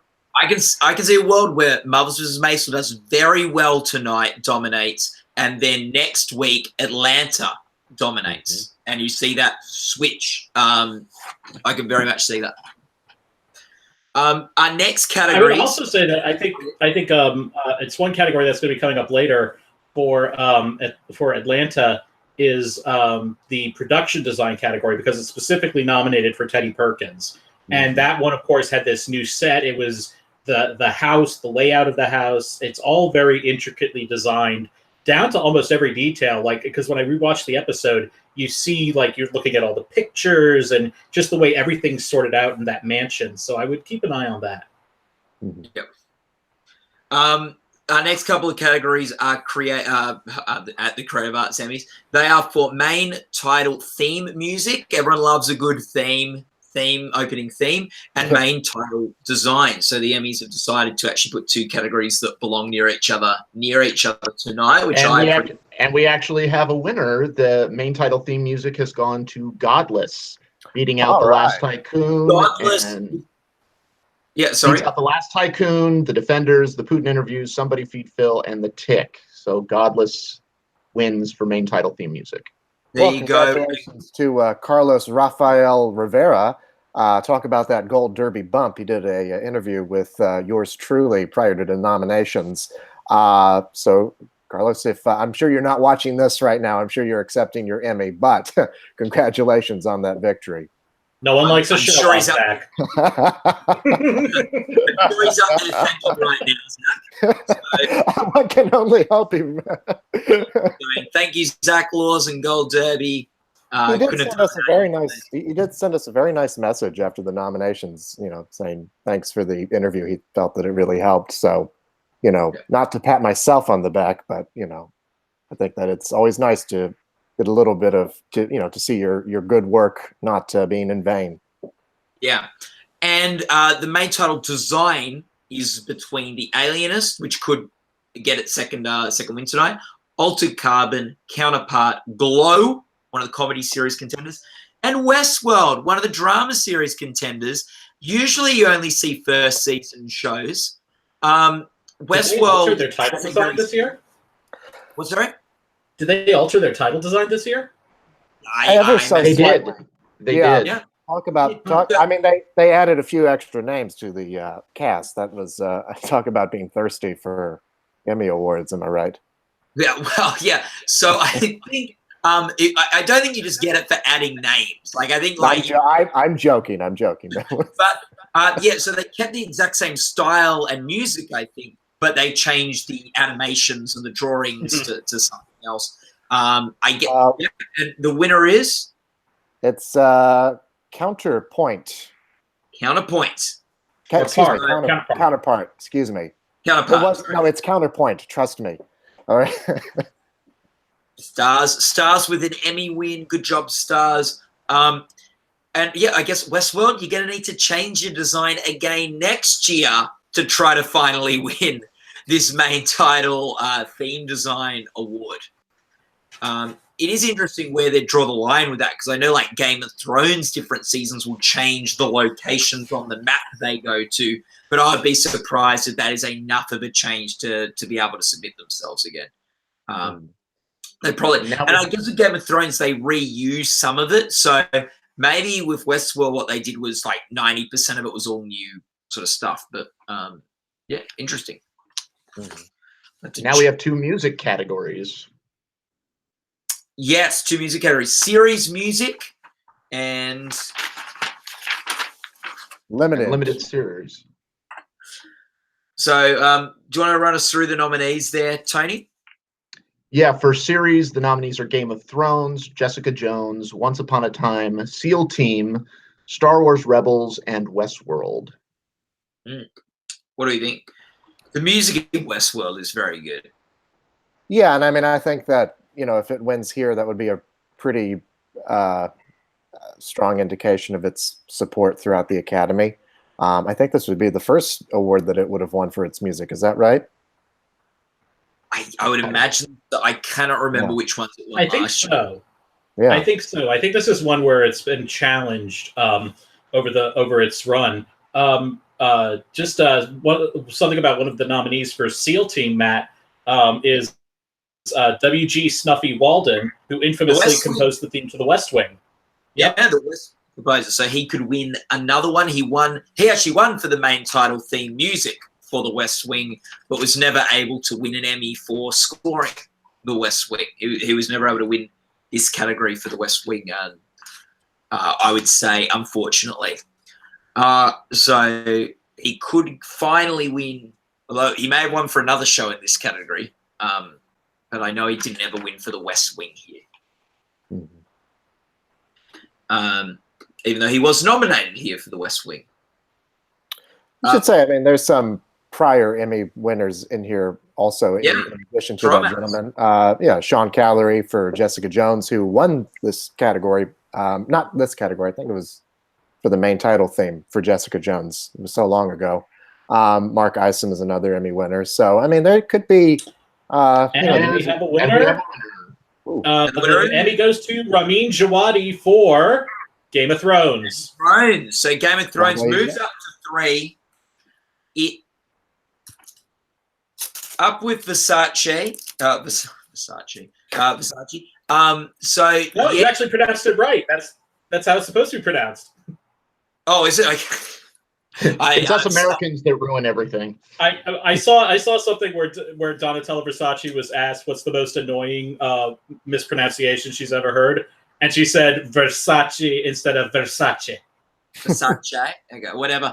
I'm sure we'll stumble into the correct way once or twice tonight, I'm sure. Game of Thrones up to 3 on the big board with Game of Thrones, with Versace. Picasso, James Corden's the next James Corden, with James Corden is on 2. Will and Grace, The Crowd, and The Marvelous Mrs. Maisel all sitting on 2. There we go. Also, if anyone is not looking at our Twitter feed and looking at the GIFs that I believe it's Marcus is posting, they are fantastic. Yeah, Marcus loves a good gift. A good GIF. And there we go. The Gold Derby Twitter feed at Gold Derby. That's what you should be checking out for the live winners, or just stay with us here because we're announcing them too. Very good. And so the next category is music for a limited series, which is Alias Grace, The Commuter, Crazy Diamond, Godless, March of the Penguins 2, The Next Step, and USS Callister Black Mirror. This is Black Mirror's first chance to enter its account for the night. And I could see that happening. Yeah, I think they're going to win. I mean, you look at, it's kind of interesting tonight. They did a Governor's Award honoring Star Trek, and here we have this film nominated that is a send-up of the classic Star Trek series, and certainly the music is a huge part of that. So, I mean, I could see this being their first victory of the night. Interestingly enough, I mean, you've got competing against it 2 entries from Philip K. Dick's Electric Dreams. It looks as though these anthology series, these are the series or the new TV movie officially. Yeah. And in Alias Grace, one of the 2 nominees is Michael Dana, who I believe won the Oscar for Life of Pi. Mm-hmm. Yeah, Michael and Jeff Dana, the Dana brothers. This would be Jeff Dana's first Emmy, I believe, because Michael Dana, I know, has one. I don't know if Jeff Dana has won one yet, but it would be his first career win. And it's Alias Grace's first. It's Alias Grace. Sorry, Alias Grace didn't do as well with the nominations as they perhaps could have. And we have a winner, and it's an upset. March of the Penguins 2 for Hulu, winning that award for music composition. So we got March. Win of the night for the studio. Yeah. And March of the Penguins did very well at the Oscars, the original one, and now they've come to the Emmys and they've taken one out. So good job, little guys. Like, I know the Penguins aren't who actually won, but yeah. I'm just looking at Marcus's gift for the Penguin at the moment. And now we have an acting category coming up. Best actor in a drama series. Yes, actor in drama series. Does Charles, do you want to run through the nominees for us? I got them all right here. So we have for The Crown, we have Matthew Good in the episode Matrimonium. F. Murray Abraham, an Oscar winner for Homeland, the episode All In. Cameron Britton for Mindhunter, episode 2. Gerald McCraney, last year's winner for This Is Us for the episode The Car. Ron Cephas Jones, a nominee last year for This Is Us for Our Father's Advice. And Jimmy Simpson for Westworld for the episode Reunion. Boy, Tony, thoughts?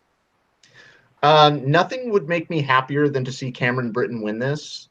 If you watched Mindhunter, his performance it steals practically the whole series. But I also think Matthew Good was fantastic on The Crown. I have a feeling that they're going to play it safe and go with Gerald McCraney again. Not a bad pick. Zach, what's your read on this? Well, I agree with Tony. Well, I guess it doesn't matter because the winner is Ron Cephas Jones, and This Is Us. Whoa! Oh, wow! Big ups. So, and actually, that was the person I predicted. So, here we go. You're saying a minute ago you agreed with Tony that it was going to be Gerald McRamey. Now you're like, no, I said Ron Cephas Jones. He said Gerald McCraney. I think I got it right. Let's. What does it matter now? I'm saying it live on air. I will say, just go with it. Yeah, it is pretty. I guess you could say that was a makeup award from last year. Let us not forget that. I guess he was kind of in second place, the default second place winner in drama supporting, drama supporting actor after John Lithgow in The Crown. So I think that this is pretty much a win from last year for him. Good for This Is Us. I guess all those acting stubs, the Actors Branch still does like it.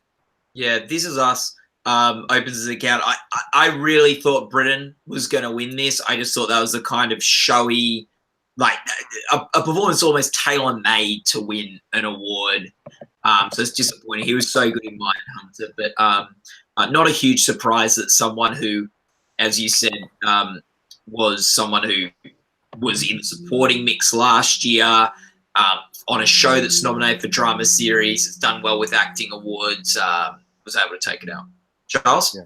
I think that something else to keep in mind is that Cephas does fit into that. Cephas Jones does fit into that sort of mold of a veteran actor. He's been around for a long time. Yeah. And it sort of reminds me of people like Reggie Cathy or Joe Morton, these very great character actors, but never really had the chance to really break through in a mainstream way. And so that kind of fits the mold here. Yep. Yeah. Yeah, no, I agree. Did we speak with him? Did Gold Derby interview him over the season? I think we did. I know I did last year, but I can't remember I think we did. We'll look into that because, we'll check into that and see. Yeah. But anyway, yeah, I mean, he really is. He does fit that mold pretty well. I mean, you can see a lot of people who would have liked to have had the kind of opportunity that he just got, late in his life. So we what's have up? Next categories are some stunt categories. We've got drama and limited stunts, followed by comedy variety stunts. Let's have a look. Does anyone have the nominees in front of them? I can get them. I do. I do. Yeah, I do. Oh, go ahead, Tony. Okay. For drama and limited series stunts, the nominees are The Blacklist, Blind Spot, Game of Thrones, The Punisher, and Westworld. What Game of Thrones episode is it? It does not. It isn't listed on the nomination. Yeah, you're right. Yeah, I'm looking at it too. Yeah, you're right.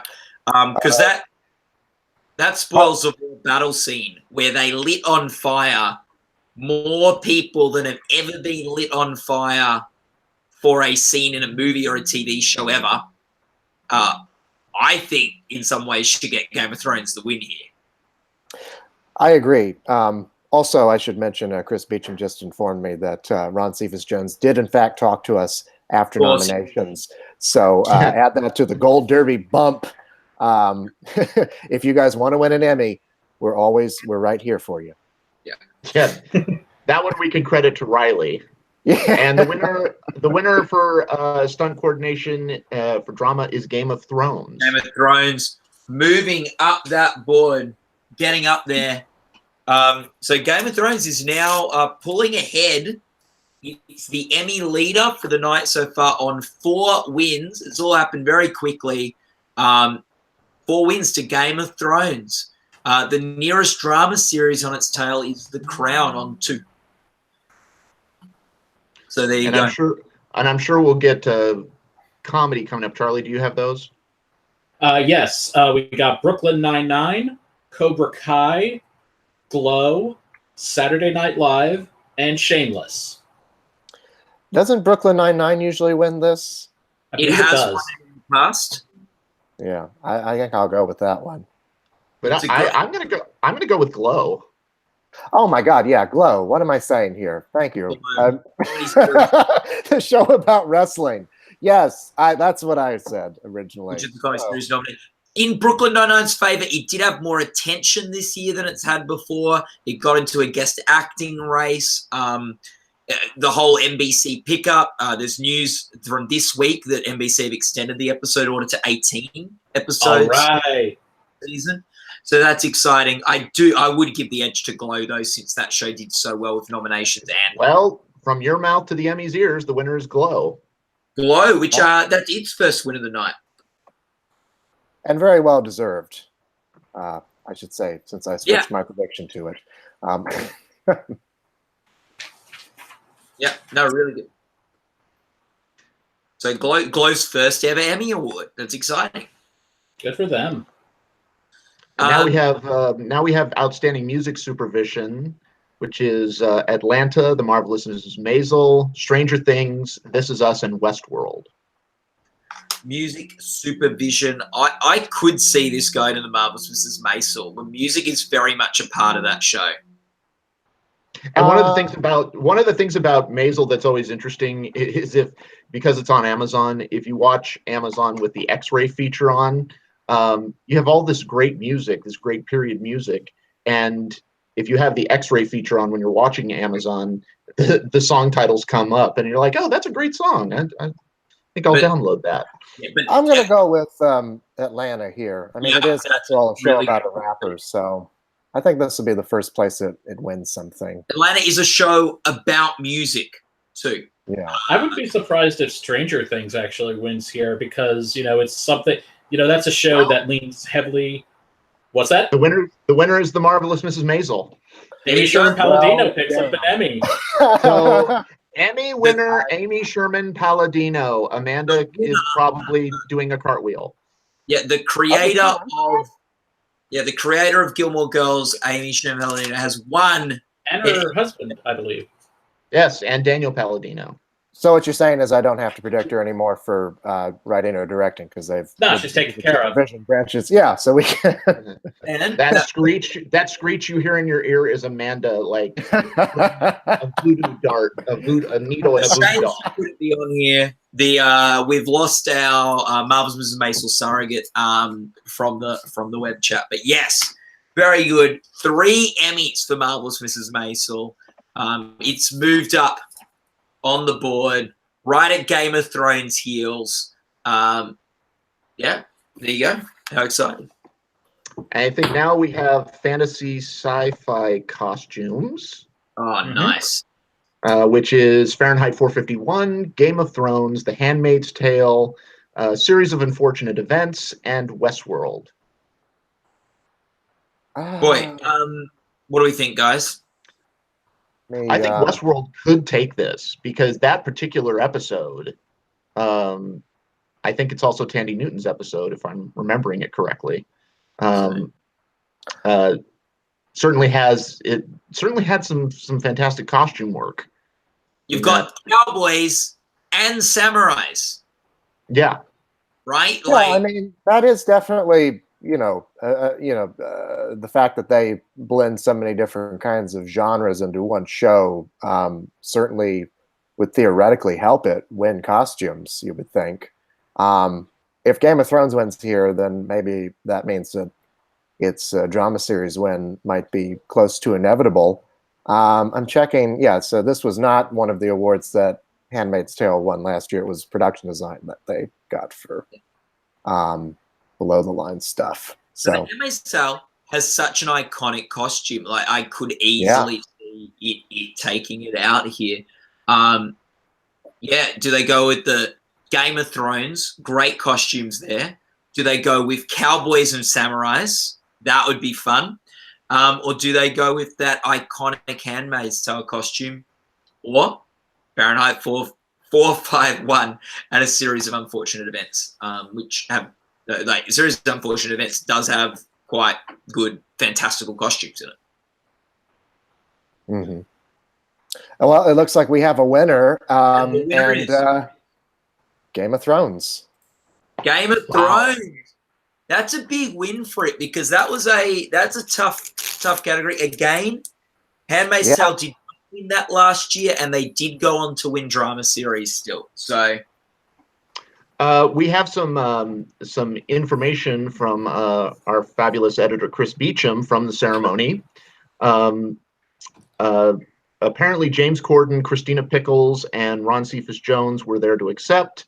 Alex Borstein and Tiffany Haddish were not. So that's and really, like, these aren't televised in the same way that the next week's ceremonies are, so that people like James Corden are coming down to the Creative Arts to accept those awards, and they don't know they're going to win either. Like it's not like the People's Choice Awards where you get a phone call and you're told, "Hey, you're winning next week. Make sure you rock up." I love that. He might be hungry, They probably provide him with a free meal, right? I mean, you never know. They could be starving. There's a governance call afterwards where they get fed, so it could be that. But no, great. I love hearing who turns up to these because you win an Emmy. Like this is, this is the top honor you can get in that field. Speaking of which, another winner as well. We have another winner. Production design for a narrative period or fantasy program. The nominees were The Alienist, The Crown, Game of Thrones, The Marvelous Mrs. Maisel, and Westworld. And you can put it another spot up, Matt, because it went to Game of Thrones. Well, I was wondering if you were going to say Mrs. Maisel or Game of Thrones when you're saying move a spot up. And so Game of Thrones, Mrs. Maisel was only 2 behind. It's up to 6 now, Game of Thrones, right? Yeah? Yeah. So Mrs. Maisel's only 2 behind it. Mrs. Maisel could have won there and got 1 behind Game of Thrones. But so you could have had Mrs. Maisel move up there and Game of Thrones would have stayed down there and there would have only been 1 between them. But Game of Thrones instead is able to edge up and make a gap of 2 over 3 over Mrs. Maisel. So there you go. It's all happening at the Emmy Awards. So far, the big winners of the night, Versace, Mrs. Maisel, and Game of Thrones. which is now doubling that of any other series on 6 awards. Let me run through the next category real quick, which is for production design for a contemporary program, 1 hour or more. This is the one that Handmaid's Tale won last year, and it's got 2 nominees this year, one for the episode June, one for Seeds. It's up against American Horror Story Cult, Ozark, and Twin Peaks. Hooray! This is a place where you really want to see Handmaid's Tale pull off a victory, since it is the drama series frontrunner. If it loses here to something, then it may be in bad shape. Although I know Charlie and I are secretly rooting for Twin Peaks, so I'll have to abstain from this one in terms of predicting. I've set myself up for disappointment, so I'm okay. You actually are predicting it in some things. I'm just like, whatever happens, happens. You gotta go with it. Like, how else are the Emmys interesting if you don't have some kind of a emotional stake in it? I thought that just contributes to your drinking, but I wish I could say I'm X number of years sober. No, never mind. So, the nominees are American Horror Story, Handmaid's Tale twice, Ozark, and Twin Peaks. Yeah, and we have a winner, which is The Handmaid's Tale for June. Yeah. So put that up on the board. Handmaid's Tale. I believe that's the one. I believe that's the one with the abandoned Boston Globe headquarters. Yes. Yeah. It's up for it's the first episode of the 2nd season, right? I believe. Yes. Yeah, the one where she cuts the chunk of flesh out of her ear, and that was pleasant to watch. All right, this one's going to be fun though. Yeah, right out the nomination. Yeah, we got production design for a narrative program, half hour or less. We have Atlanta for Teddy Perkins, Barry for Loud, Fast, and Keep Going, Glow for The Dusty Spur, Grace and Frankie for The Tappies, Silicon Valley for Tech Evangelist, and Will and Grace for A Gay Old Christmas. There you go. What do you think, Zach? That's a hell of a category. Yeah, God, Atlanta's got to win this, right? If it's going to be a challenger for comedy series, and it deserves to as well. I mean, Teddy Perkins's Mansion is, it was truly a marvelous production design job. So that's what I'm going to predict. Although, Will and Grace's Gay Old Christmas, that is, period. So that might give it a leg up. Yeah. Tony? I just think that could go anywhere. I don't even really know where. I also think that Atlanta has to win this because Teddy Perkins was such a unique episode, completely out of the setting of the show that it usually is. But yeah, that Will and Grace or even Glow. I mean, these are great nominees in this category. Yeah, no, I agree. Charles? Yeah, I'm on the same page. It seems like, Atlanta would be the obvious choice, but, you just, with some of these, you just never know where they're going to go. Even when you have, an episode like Teddy Perkins, Glow or Silicon Valley even, or Will and Grace could very easily come in. Yeah. I agree. Yeah. So then we're getting into some sound categories after this. Yes. So we will be getting to the sound categories. And while we wait for these next categories, I thought... Well, we just got a wet... Oh, okay, great. Perfect. And it's Glow. Glow wow. So Glow now has more Emmys than Atlanta. Wow. Yeah. So just remind us, what category was that, Zach, that Glow's won? Production design for a half-hour series. Very well deserved. I mean, that's recreating the 80s. But boy, man, Atlanta really needed to win that one, I think. It's having a bad night tonight. Yeah, I don't think it needed to win it, but I would have definitely liked to. There's definitely a place it could have taken it out. How many is Handmaid's Tale won? Is that just on one or is that on two? Just on the one, right? Yeah, I thought it was just on one. I just sort of double check that, make sure my board is accurate. So let's go through the sound categories. Zach, do you want to read out the nominees for the first sound category we'll be looking at? I don't have them in front of me, but I think I got it. Okay, go ahead. Charles. It's Game of Thrones, Homeland, Stranger Things, Star Trek Discovery, and Westworld. Game of Thrones. It looks like it's Game of Thrones night. Westworld definitely, I think, has a chance here. Any other thoughts? I mean, with the winning streak that Game of Thrones has been on so far, I would bet on that one. Has Westworld won anything tonight? I don't believe it has. I don't think it's won anything yet. Not yet. Yeah, No, it hasn't. It'll be interesting because we have, Game of Thrones versus The Handmaid's Tale in this category.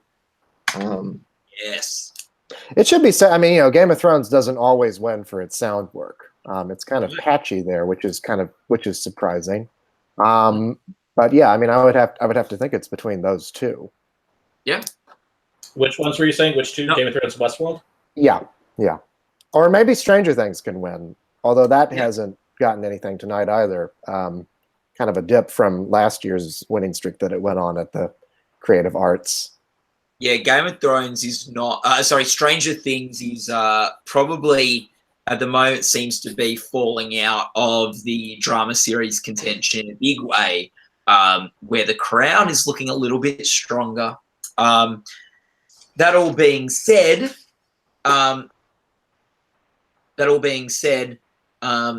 Stranger Things, True Detective, House of Cards, Boardwalk Empire, True Blood, Damages, Friday Night Lights, Grey's Anatomy, all shows that won Best Casting in a Drama Series that never won Best Drama Series at the Emmys.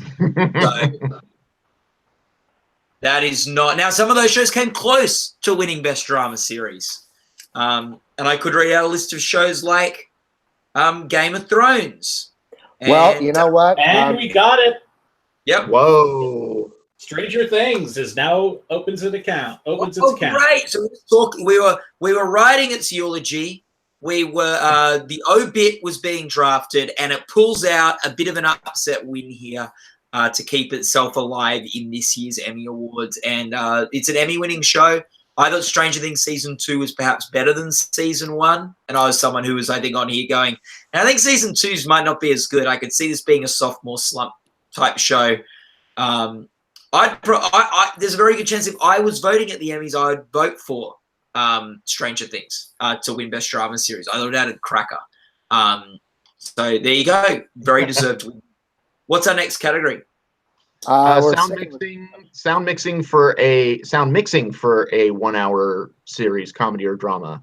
Those are Game of Thrones, The Handmaid's Tale, Mr. Robot, Stranger Things, and Westworld. Well, after that curveball, Mr. Robot. Yeah. I don't know. Maybe, like I said, I mean, the Game of Thrones' relationship with the sound categories has been pretty patchy. So maybe Stranger Things could win this again. Maybe this would be a place for Westworld to finally pick up a win. Maybe The Handmaid's Tale could surprise us here. Yeah. No, very good point. Any thoughts, Charles? I mean, no clue. I mean, I would guess Game of Thrones because, I mean, it's just been winning practically everything, but, Stranger Things just upset. Yeah, Stranger Things have happened. Oh, God, you beat me to that joke. Tony, do you have any thoughts on the race? Or did I take all of them? Well, I thought I had it figured out before. Clearly, I don't know what I'm talking about.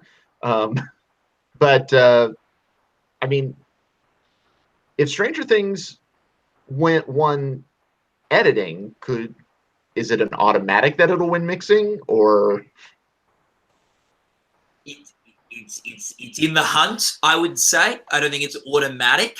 I think that would put Stranger Things up on the level of The Crown with 2 wins. Now, I think the casting win is probably a slightly more significant one. But again, I read through a whole list of shows that won the casting and didn't win drama series, including Stranger Things. So, yeah.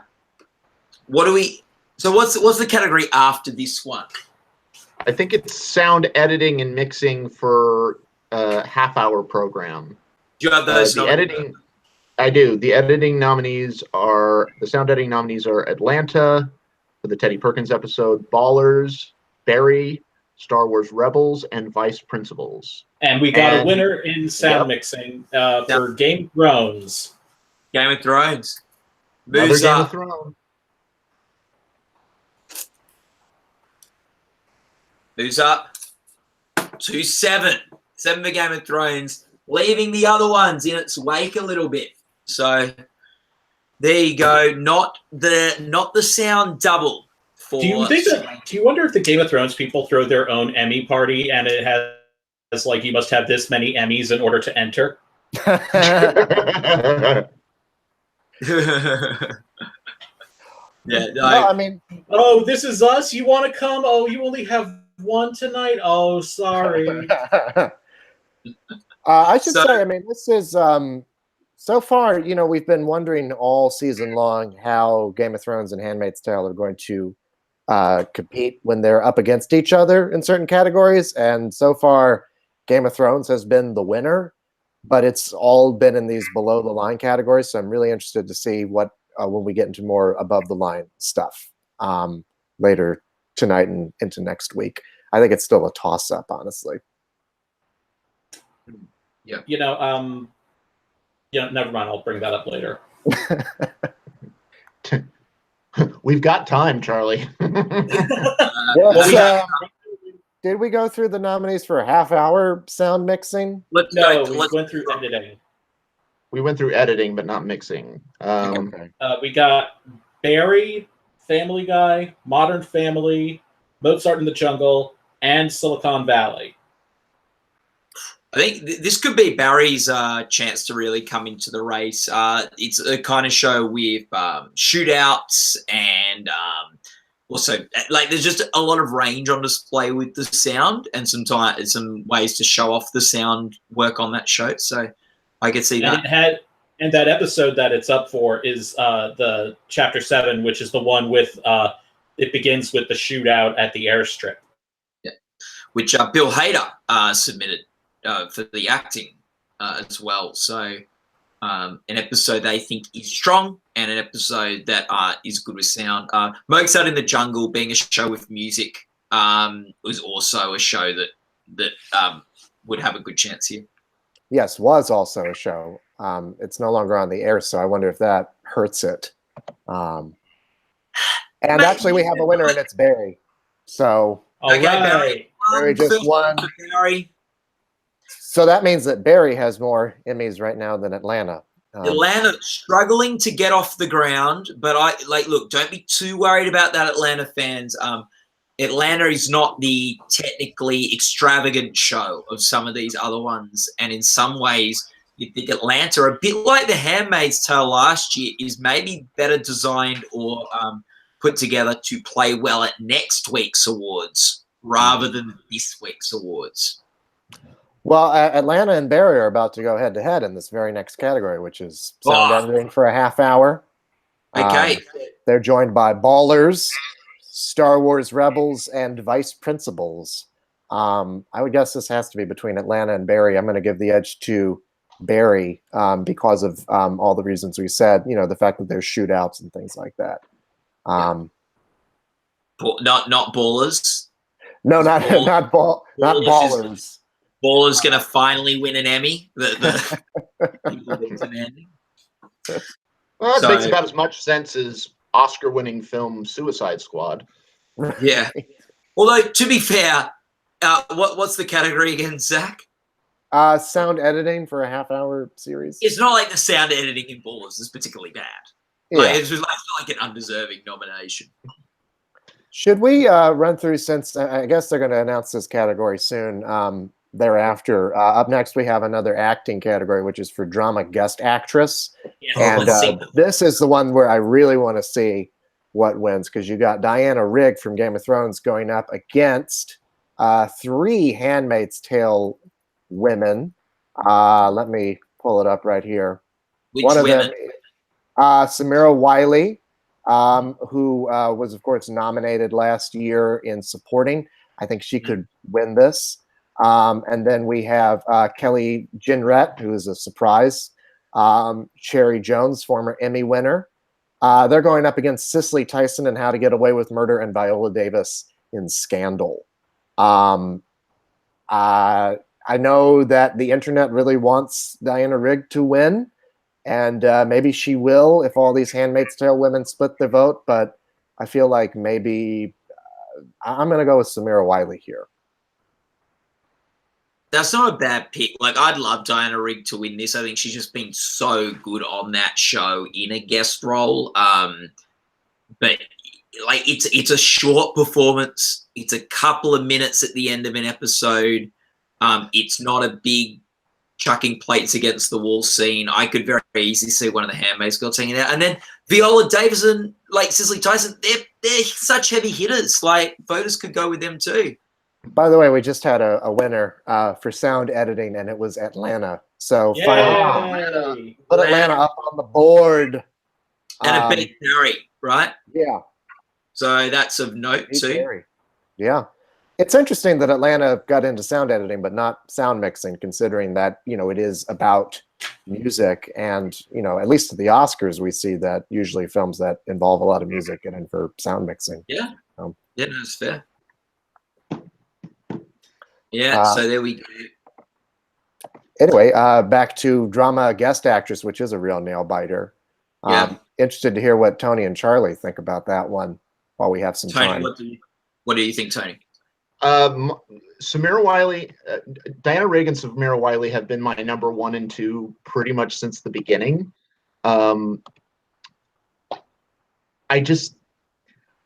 I'm not willing to. I picked Diana Rigg at the beginning, and that's one of those ones I'm going to ride to the end.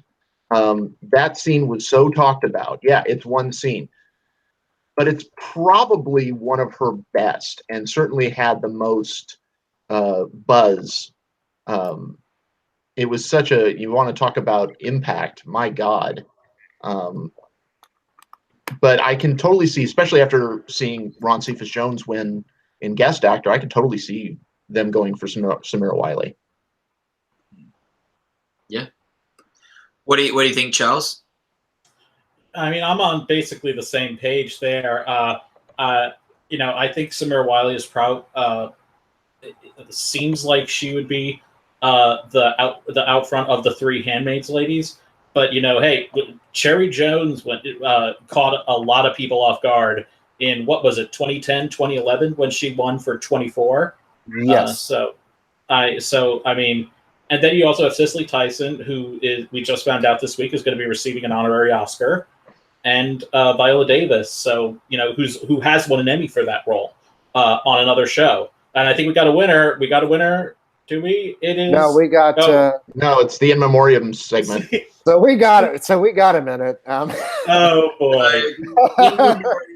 Thanks for. We were like, is it? Oh, okay. Oh, it's just the dead people. Wow.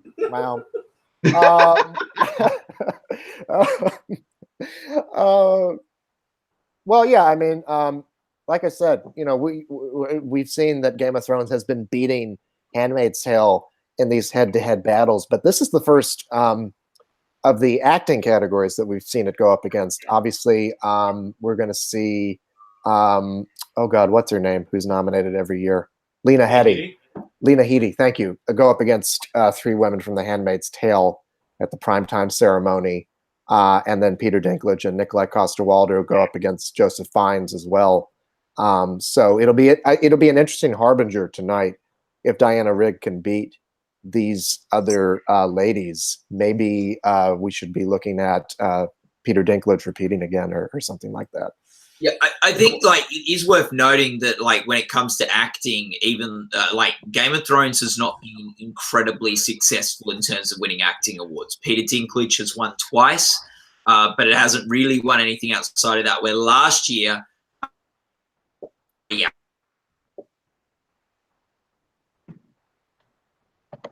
Hello. I'm right here.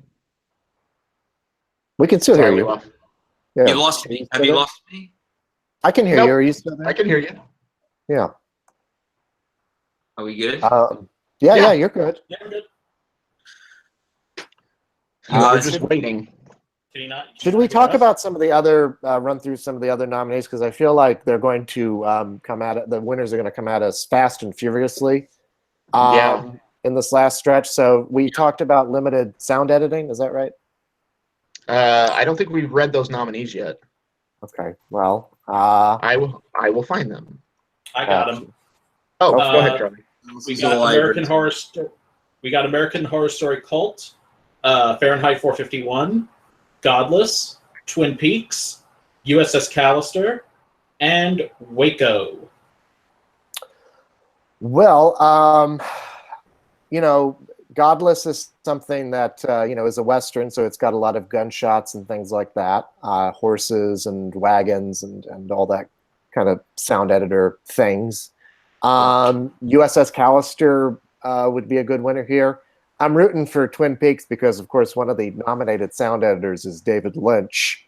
And it's up for part 8, which is that crazy episode where the first half was standard, if you can call anything on Twin Peaks standard, and then it goes into that craziness and the craziness with the flashback, and that was one where the sound was very key because it also used that piece of music. I think it's called Requiem for Hiroshima, or it was written in tribute to the victims of Hiroshima. And it's just absolutely every bit of sound in that is just very intricately done. And I could see that winning here. I'm not going to predict it, but I could see it. Yep. Tony? We have a winner. The winner of Guest Actress in a Drama Series is Samira Wylie.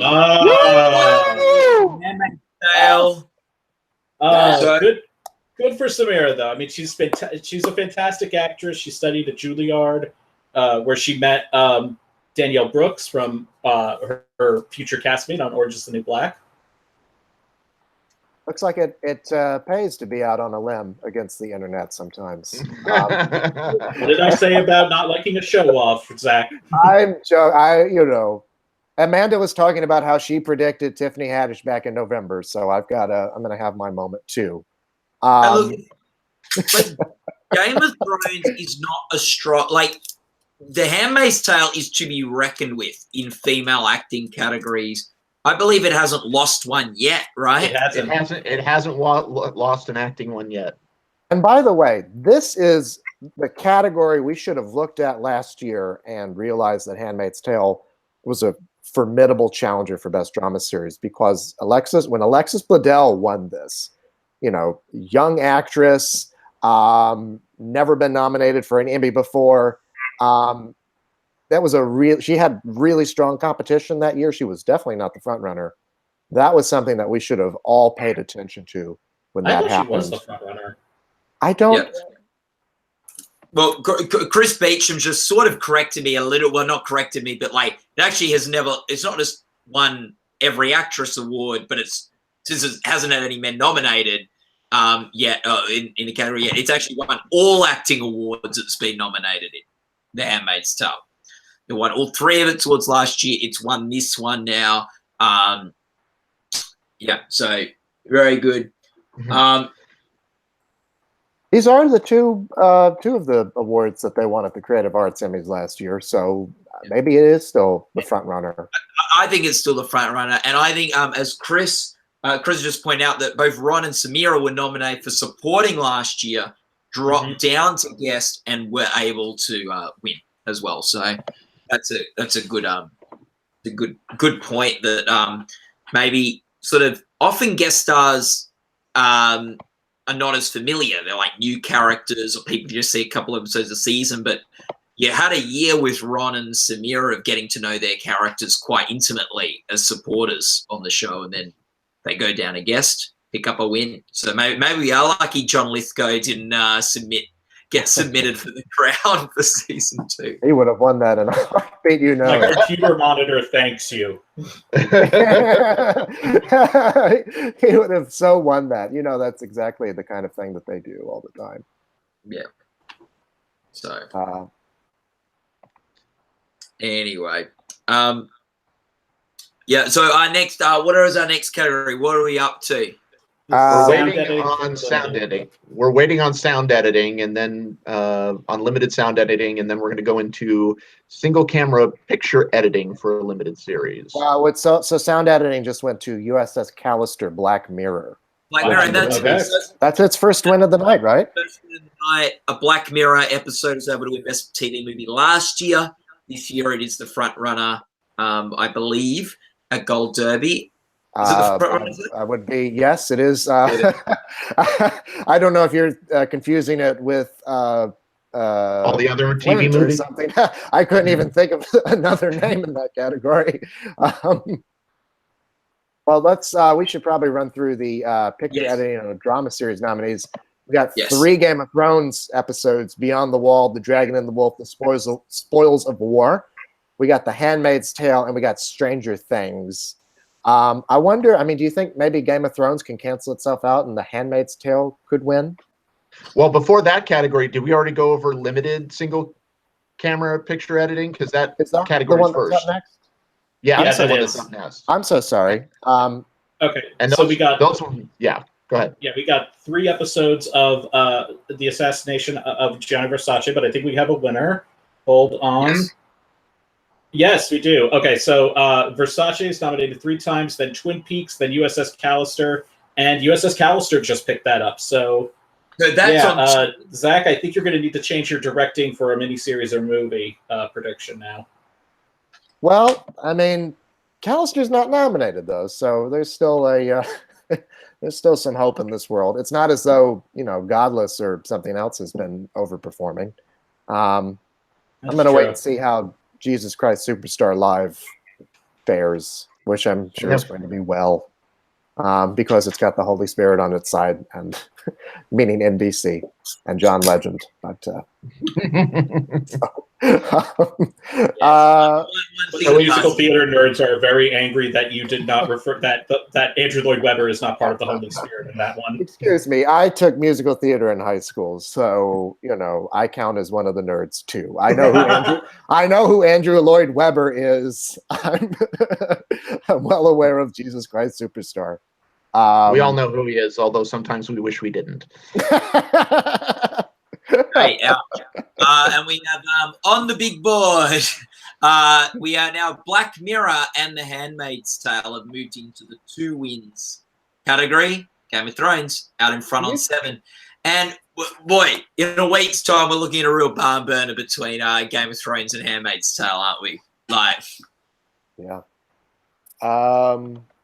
If we were worried about vote splitting before, you know, clearly we shouldn't necessarily worry about vote splitting, because, you know, that was the only thing that was keeping me from predicting Samira Wylie. Yeah, good point. Good point. So our next category is?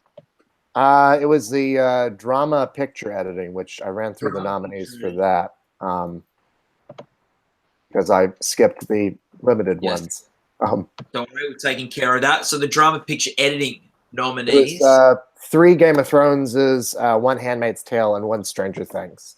So perhaps, you know. Oh, and we got a winner here. It's The Handmaid's Tale. There you go. The Handmaid's Tale have taken it out and moved up to 3rd win. Did they win this one last year, or did that go to Stranger Things?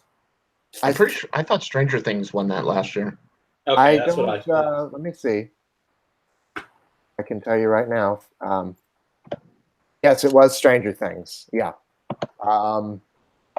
And Handmaid's Tale was not nominated in this category last year. It was 2 Stranger Things, 2 Better Call Sauls, and a Westworld. Do you guys think, I mean, this is its first tech win against Game of Thrones. Is that just because of vote splitting, or, you know, is it a formidable challenger to Game of Thrones? With that one, I don't know, because it could be both, but when you have 3 massive episodes of Game of Thrones, I could easily see those splitting the vote, because those are massive episodes that each one has their fans. So that's certainly a possibility. Yeah. And now we have some interactive media awards. Hold on, I'm pulling that up. We have Outstanding Original Interactive Program. The nominees are Back to the Moon, Blade Runner 2049 Memory Lab, Coco Virtual Reality, NASA JPL Cassini's Grand Finale, and Spider-Man Homecoming Virtual Reality Experience. Interesting. So what are we thinking, guys? What won last year? It was Last Week Tonight. So I will go with Last Week Tonight. Which is not. Huh? This is the original interactive program. So Last Week Tonight's not in there. Yeah, this is not interactive within a series, within a scripted series. Sorry, I'm paying attention to 2 things at the same time. I misread that. Yeah. So, well, you know what? Blade Runner 2049, one of my favorite movies of the year last year. I'm going to go with that one. And Coco was one of my favorite movies of last year. So well, it doesn't matter, because both of them just lost. NASA, JPL, Cassini's Grand Finale just won that. JPL, in case you didn't know, stands for Jet Propulsion Laboratory. Congratulations to the space program picking up an Emmy win. They really needed a victory after. Because they were headed towards cancellation. No, we got the Space Force now, so that's. Yeah, well, I was going to say that bodes well for maybe the Space Force entry next year at the Emmy Awards. So might do very well. And this next category will be of interest to Charlie, because it's creative achievement in interactive media. I find that offensive. And it's Mr. Robot, Rick and Morty, Silicon Valley, 13 Reasons Why, and Westworld. Is Westworld going to win anything tonight? Well, maybe my this gut would be would the say one. no. Yeah, my gut would say no. It's really something that show is able to get as many nominations as it can. Oh, no, we don't. No, we don't. I'm sorry. Charlie. But yeah, I mean, that show got, the second most nominations of any program? I think if it's smart, maybe it'll take a year off from before to get out of the way of Game of Thrones' last season, so that maybe he can finally win some stuff. Yeah. Any yeah, so it's going to be Charles. Will this count as a win for Rick and Morty? Could Rick and Morty get its second win of the night? It very much could. It says Rick and Morty Creative Team is as one of the listed nominees, so I wouldn't put it. So and it's just listed as Rick and Morty, so I think it would count for them. I think they got nominated for this last year. Weren't able to pull off the win. But last year, they were not the best animated series last year. They weren't because they didn't even get into the category. Even one of the best 5 animated series last year. This year it's the best, so maybe it can pick up the directed awards. Well, that means now I can. That means now I can go back to trying to get BoJack Horseman into that category. So, me pulling my influence. What do you know? We have Westworld winning its first Emmy of the night. Oh, cool! I'll be. So, can you tell us what that category is again? That was creative achievement in interactive media. So does that technically count for Westworld? I mean, is that It's just on the nomination sheet, and I got this directly from the Academy website. It's listed just as Westworld, so I believe it does count. Well, I guess take your wins where you can get them. Seriously, I didn't mean that to sound glib. Our next category is contemporary costumes, and this is a biggie. Let me pull up the nominees. It's the assassination of Gianni Versace, Blackish for their Juneteenth episode, Empire, which is still on the air, Grace and Frankie, and This Is Us. Boy, if Versace loses this, it's going to be a shock, because I'm sure that Amanda said this ad nauseum during the opening of our web chat. But when you're doing a show that's all about one of the most famous designers in the world, you better. It has his name in the title. Award. Yeah, you better not lose this one. Not to mention the fact that the costumes are spectacular, but that's Ryan Murphy for you. He is able to pick up awards in these kinds of categories. Which episode is The Man Who Would Be Vogue? I can't remember which one that is. The first one. That's the Ryan Murphy director.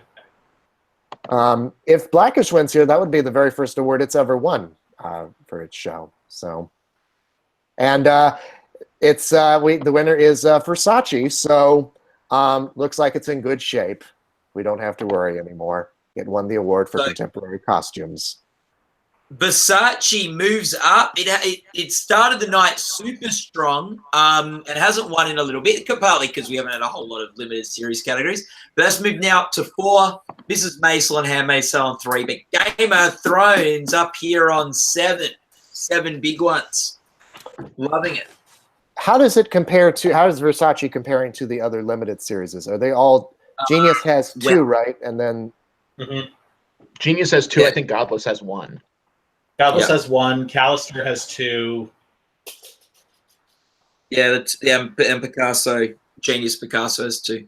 So there you go. So great night for Versace. And I guess the big question is, do a lot of wins here translate into big wins in a week or so? I ran you guys through some series that had won Best Casting and not won Best Drama Series at the Emmys, just to not get the hopes up of Crown fans. On the comedy side, some series that have won casting but not won, but not gone on to win series. Orange is the New Black, Girls, Glee, Ugly Betty, My Name is Earl, and Desperate Housewives. So they are all shows that won casting on it. So that does not mean that Mrs. Maisel is all set up to win best comedy series just because of one casting. But I would give that the edge in directing, because a lot of those shows that you named off won that directing award. Yeah, that's true. That is true. So the next category is for children's program. This is an interesting one. Which is Alexa and Katie, Fuller House, The Magical One Chase, a Sesame Street special, A Series of Unfortunate Events, and Star Wars Rebels. The only one of these I've seen is A Series of Unfortunate Events. And I would, considering how much production value that show has, I wonder if that's going to walk away with this. It's hard at the Emmys to bet against Sesame Street. Yeah, there you go. It would be interesting. It would be interesting, though, if A Series of Unfortunate Events wins. Neil Patrick Harris, who's an executive producer, gets another Emmy. If Fuller House wins, John Stamos is listed as a producer. He could get his first Emmy. Oh, is he? Oh, okay. I must have an old listing of the producers here. The one I've got has him at the bottom as a producer. Oh, okay, then they must have added. They must have added him. And Matt, you are so right, Matt. Never bet against Sesame Street. They won Best Children's Program. There you go. Yeah, I grew up on Sesame Street, and yes. Aren't they on HBO now? So is there more like swearing and things like that? I wish. The puppets are really Big Bird runs a funeral home, and Snuffleupagus is in waste management. Oh, I'm sorry, that's Oscar the Grouch. Oscar the Grouch is in waste management. Snuffleupagus is trying to be a writer and thinks maybe the voice of a generation, but he just hangs out with his other girlfriends all day. Yeah, no, it's good. I do think my one feedback to Sesame Street is I think they've moved a little bit toward, like, I think it's too Elmo heavy these days. I preferred the like older years where Big Bird was more of a prominent character in the show. But anyway, yeah. Well, we got our next matchup here between Game of Thrones and Handmaid's Tale, and it's for non-prosthetic makeup. They're joined by Glow, This Is Us, Vikings, and Westworld. With non-prosthetic, let's be clear. This is not like all of the monster effects and things like that. This is you're kind of like basic makeup, I should say. Not basic, but This Is Us type stuff. So Handmaid's Tale could have a fighting shot here, as could any of these. But I wonder if they'll just default to Game of Thrones. I would watch out for Glow. Yeah. All that bruising and stuff, and God, and the makeup too. Yeah. What am I saying? Yeah. I think that's a good bet would be Glow there, which would move up to 3 wins, equaling Mrs. Maisel on the big board. So that's great. What's the category after that? After that, we have hairstyling. We have hairstyling, and those nominees are The Crown, Game of Thrones, Glow, The Marvelous Mrs. Maisel, and Westworld. Well, I agree with Glow would be something I'd look out for there. I'm sorry, I didn't interrupt you. No. It's, I'd put my money on The Crown on that one, particularly because, again, that was the Dear Mrs. Kennedy episode. But I mean, it certainly has the most hairstyling. Okay, we actually got a winner in makeup, and it's Westworld. Westworld. And that's Westworld's second win of the night, so it makes it onto the board. I did double check on the Academy's list of when it says Westworld and its nominations for the year. It does list the interactive program under the Westworld name. So as it also for Rick and Morty with its interactive nomination. I think this means, with the exception of The Americans, which does not have any Creative Arts Emmy nominations, all of the drama series nominees have won something. Is that right? I think so. Yeah. So They seem to be spreading the wealth quite a bit. A little. You say all the drama? A little bit, yeah. It's hard to say that when Game of Thrones has 7. Well, I mean, at least something else got 1 or 2. But yes, no, very, yeah. So there aren't many shows going home empty-handed, but some hands a little fuller than others. Game of Thrones.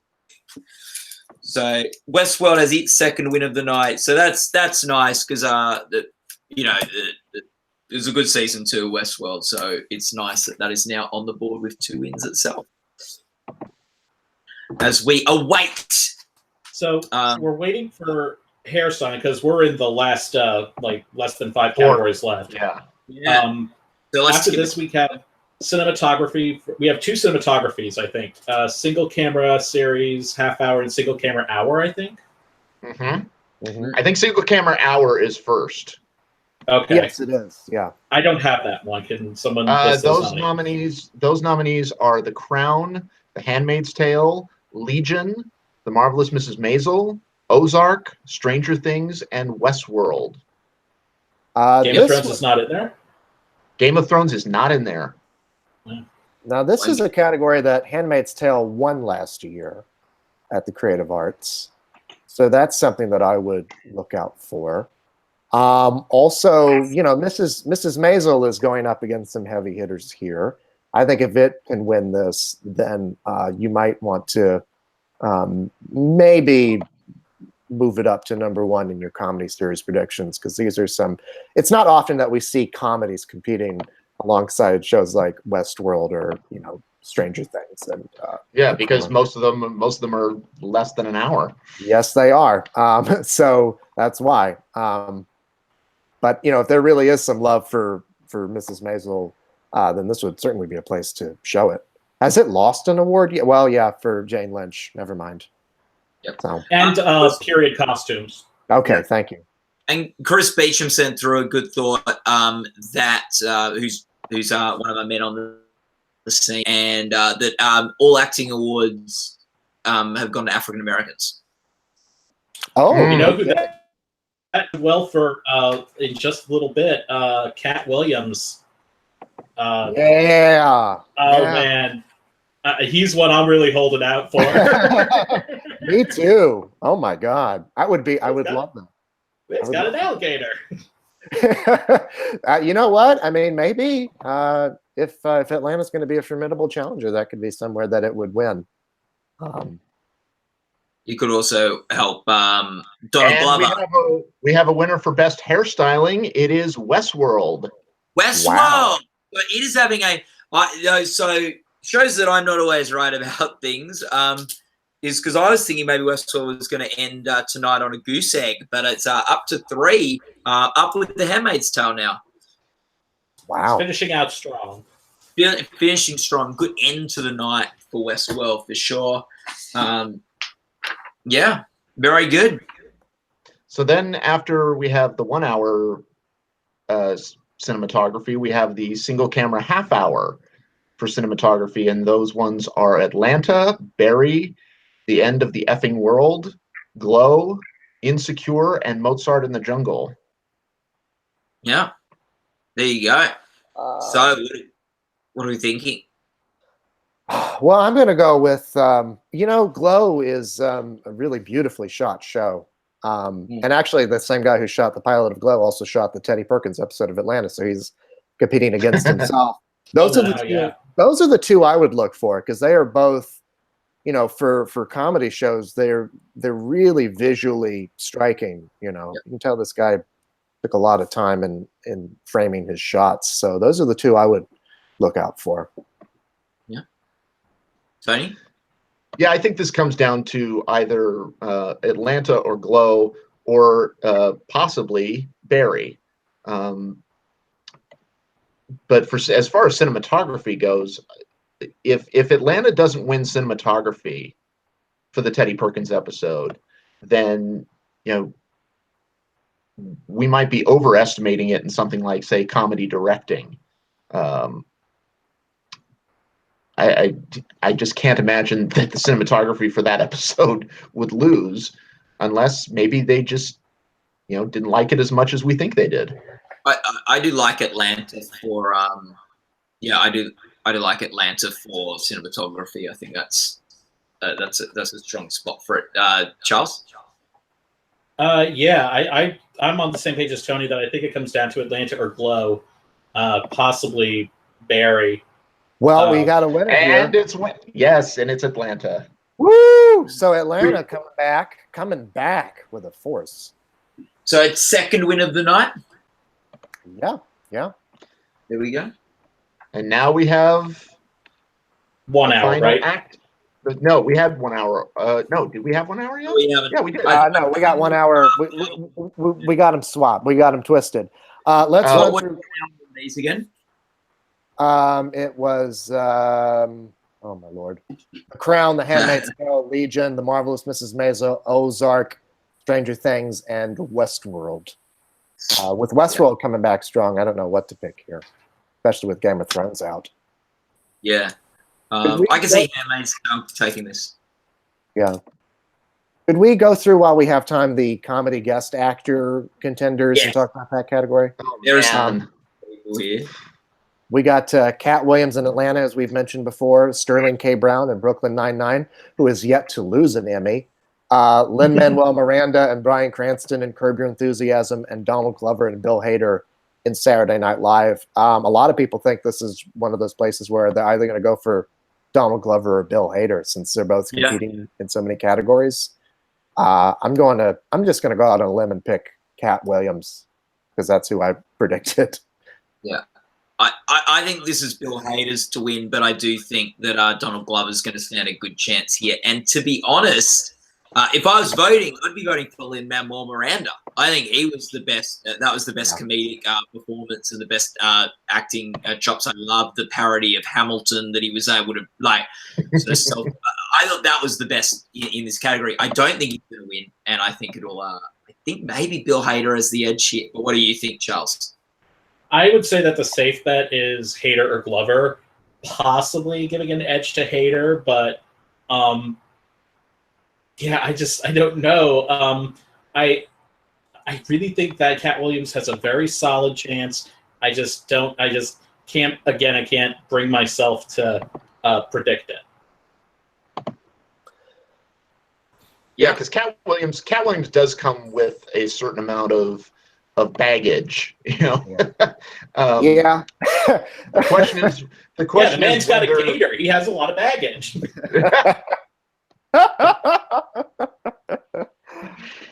I don't know. I mean,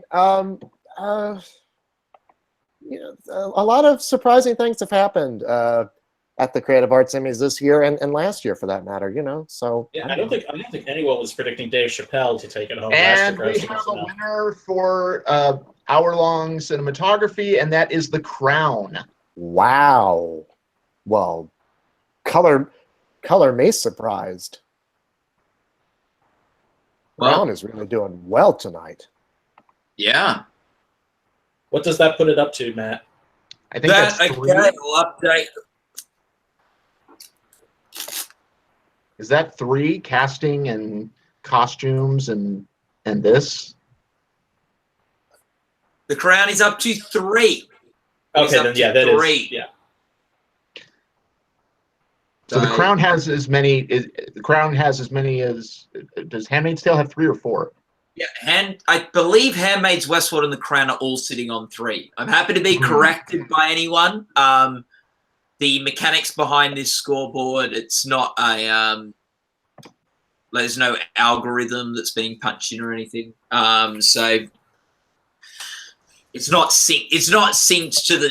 It's not synced to the Twitter account. Our board. It's we keep the board independent from the Twitter account. So. Yeah, but isn't it nice to have something that's not technologically driven? Yeah. For now. But what do we make of the Crown? The Crown's performance tonight. I don't know. I feel like it's in a good. You know, I've got it in 3rd place for drama series. I feel like if there's a real tug between Game of Thrones and Handmaid's Tale, I could see it getting just enough votes to win. You know, especially if I know a lot of people are predicting Claire Foy to upset Elizabeth Moss. I think there's a strong chance that Vanessa Kirby could upset as well. So I wish that it had a nominee in comedic actor for it to win, so I could see how well it performs with the above the line people. Because so far it's only been Tex, which, you know, obviously the show is an immensely tech heavy show. Yeah, I think The Crown, for me, I think it's now one of in the top half of the nominees in drama series category. I'm wondering now, even though the tech. Oh my god! Yes, comedy guest actor Cat Williams. Whoa! Yes! Woo! Oh, that's so awesome!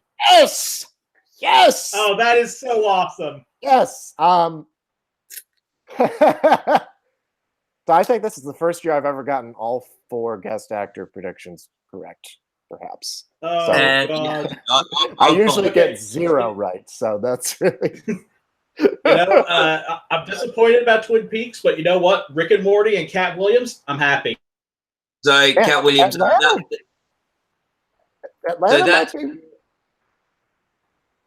that's brought Atlanta up to 3 on the board, now tying with the marvelous Mrs. Mason. Oh, jeez. This race is far from over, you guys.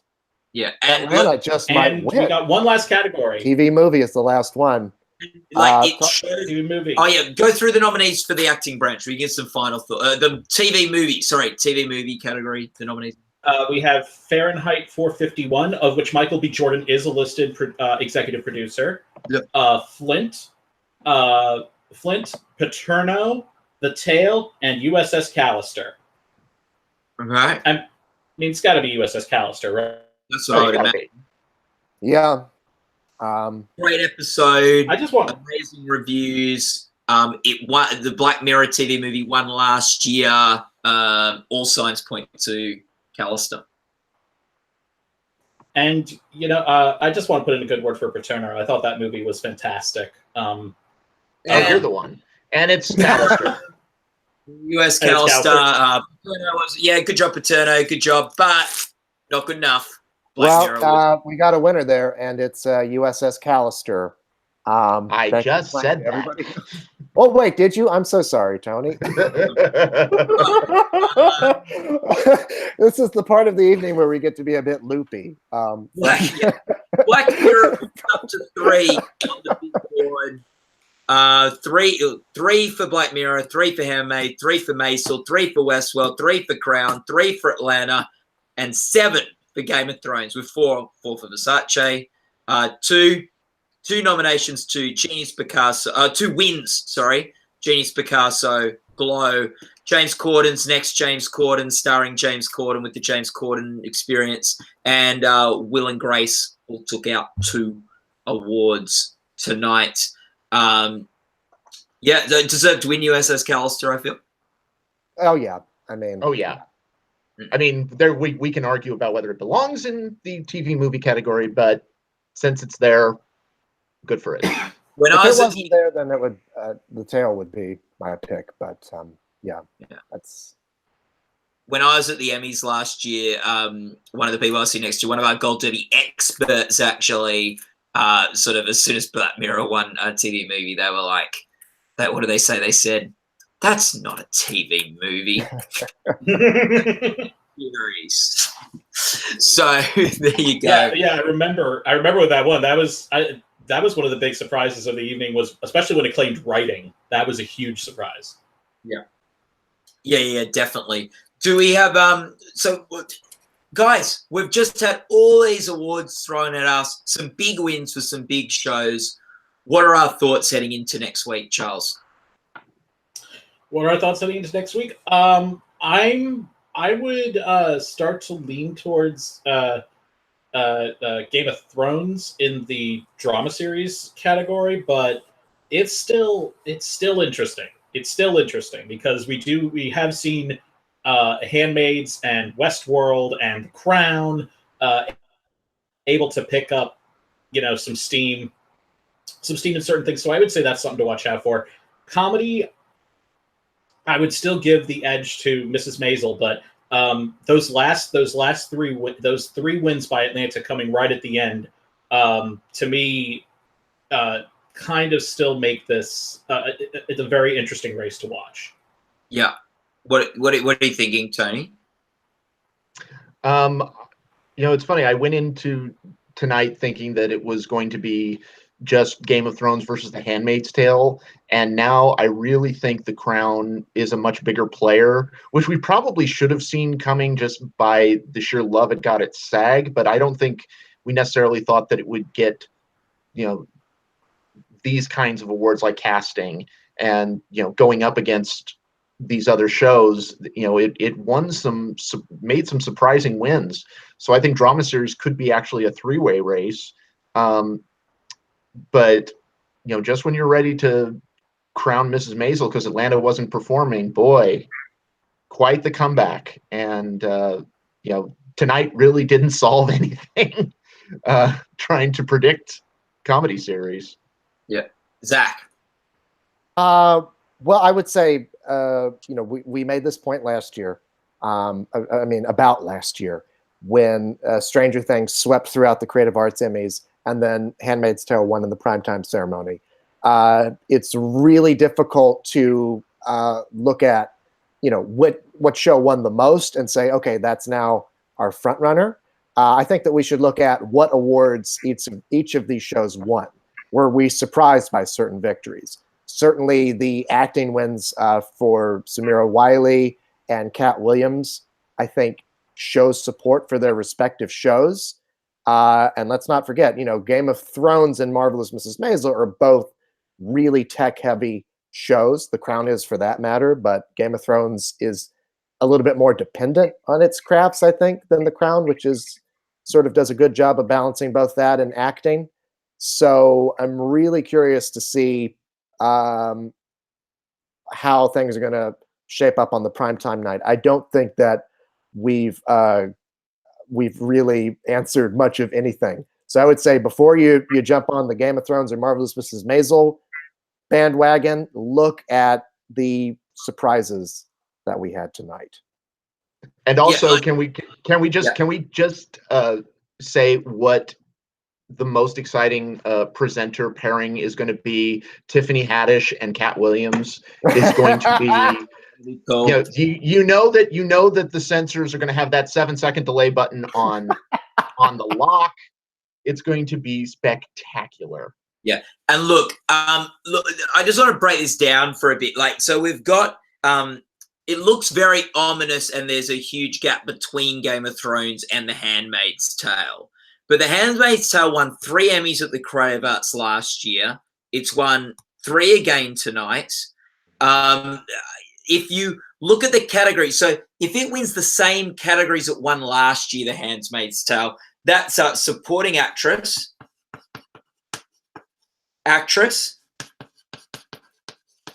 directing, and writing. And writing. That's up to the 7 awards that Game of Thrones has. So if it's able to win those 4 categories it won last year, it means going into drama series, Game of Thrones and Handmaid's Tale will both be on 7 awards. So this is not a gap that is impossible for The Handmaid's Tale to bridge.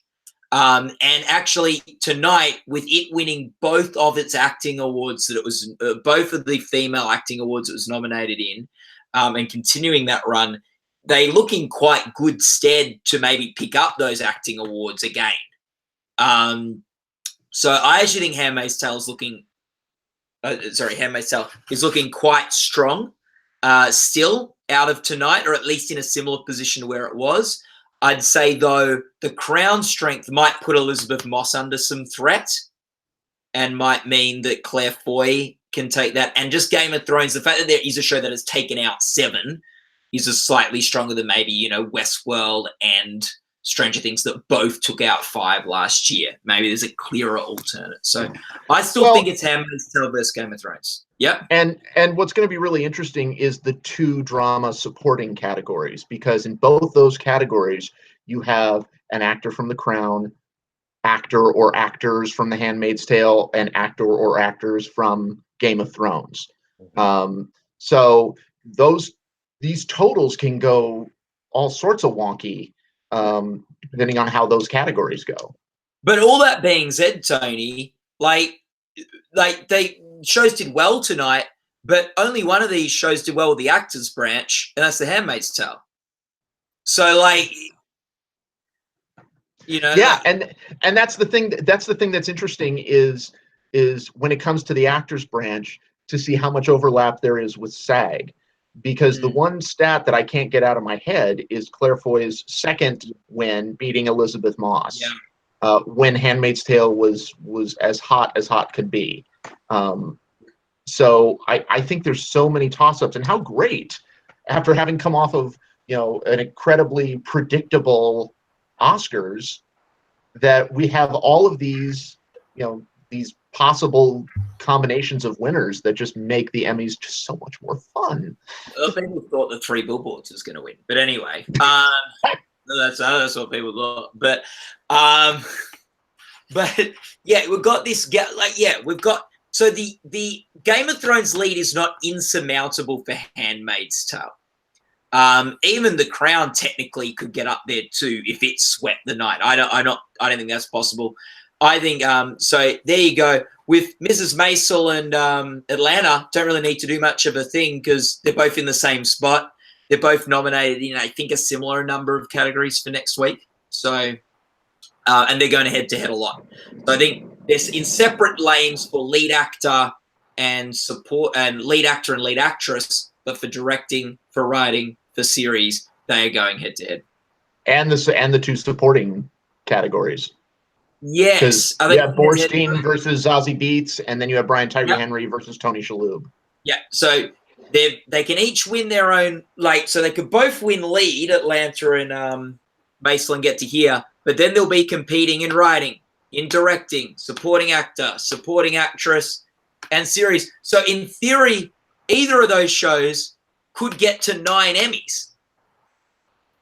Or they could split them and both end up somewhere on 6, or something like Barry can come up. And I think Barry's going to be for lead actor, supporting actor. So Barry could even climb quite a bit as well. So there you go. That's the state of play for these series heading into. And I don't know, are any of them nominated in any categories tomorrow? I think tomorrow I think is all reality and variety. Variety and nonfiction. Yeah. Won't learn anything. Okay. So there you go. Guys, before we sign off for the night, what's your let's not worry about next week. Let's actually focus on the achievements that people made tonight, because it's not all about who's going to win drama series next week. It's about who won awards tonight. What was our highlight? What's our favorite thing? Charles? Emmy Rick! And Cat Williams. I really got to say the praises of Cat Williams in that episode again, because when I heard he was going to be on the show, I was like, oh, okay, because I was his stand-up has never translated for me. But then I realized midway through his appearance that was him, and I was like, oh my God, he's giving a real performance in this, and he's really good. So I was immediately taken by that. So I'm very happy for him. But again, I also just got to go back. Rick and Morty, Emmy-winning Rick and Morty. I feel so great for Justin Roiland. I think this is a great vote of confidence also for the future. You know, the show had this really weird development in how its future is going to be. It was picked up for 70 episodes, but it's not broken down into seasons. They're going to get to decide how to do that. So I think this is a great vote of confidence for the show, and I think the fanboys should forgive Justin Roiland and Dan Harmon for not working on the new season for tonight and a couple other nights while they celebrate. Yep. Tony? I love the Crown was my favorite show of last year, and so I'm very happy to see it being competitive and you know, the one thing that you can always say about the Emmys, you know, 4 African American acting winners in the guests. They ran the table, and you know, bravo to the Emmys, because all deserving winners. Yeah. Zach? Well, like Tony, I'm just excited to have a bit of a race on our hands throughout these Emmy categories. I could see comedy and drama series going any which way. I only wish that we had some more categories that we could look at to try to give us some more of an indication for where they're going to go. Again, look at what won and look at what some of the surprises were. And I should also say, look at what had support throughout the above and below the line branches. Maybe the fact that Atlanta and The Handmaid's Tale won awards in both acting and craft is an indication of much broader support. Yeah. No, great night. A lot of deserving winners. I sort of agree with Charles. It's great to see Rick and Morty win Best Animated Series. And really, like, I don't think there were many winners tonight where I was like, that was undeserving. There's a lot of great work being done on TV. Lots recognized. Go to goldderby.com to follow the Emmy Awards. So I'm getting a bit of glare off this, but you can predict awards, see who the front runners are, check our expert predictions, all that sort of stuff, read blog articles, live updates. We are in the thick of Emmy Awards season, and there is no better place to be checking out the odds. You can even make Oscar predictions at the moment, but there's no better place to be for the Emmys over the next week than goldderby.com. Thank you. We'll see you all tomorrow for the second half of the Creative Arts Show. Thank you all for watching. Okay.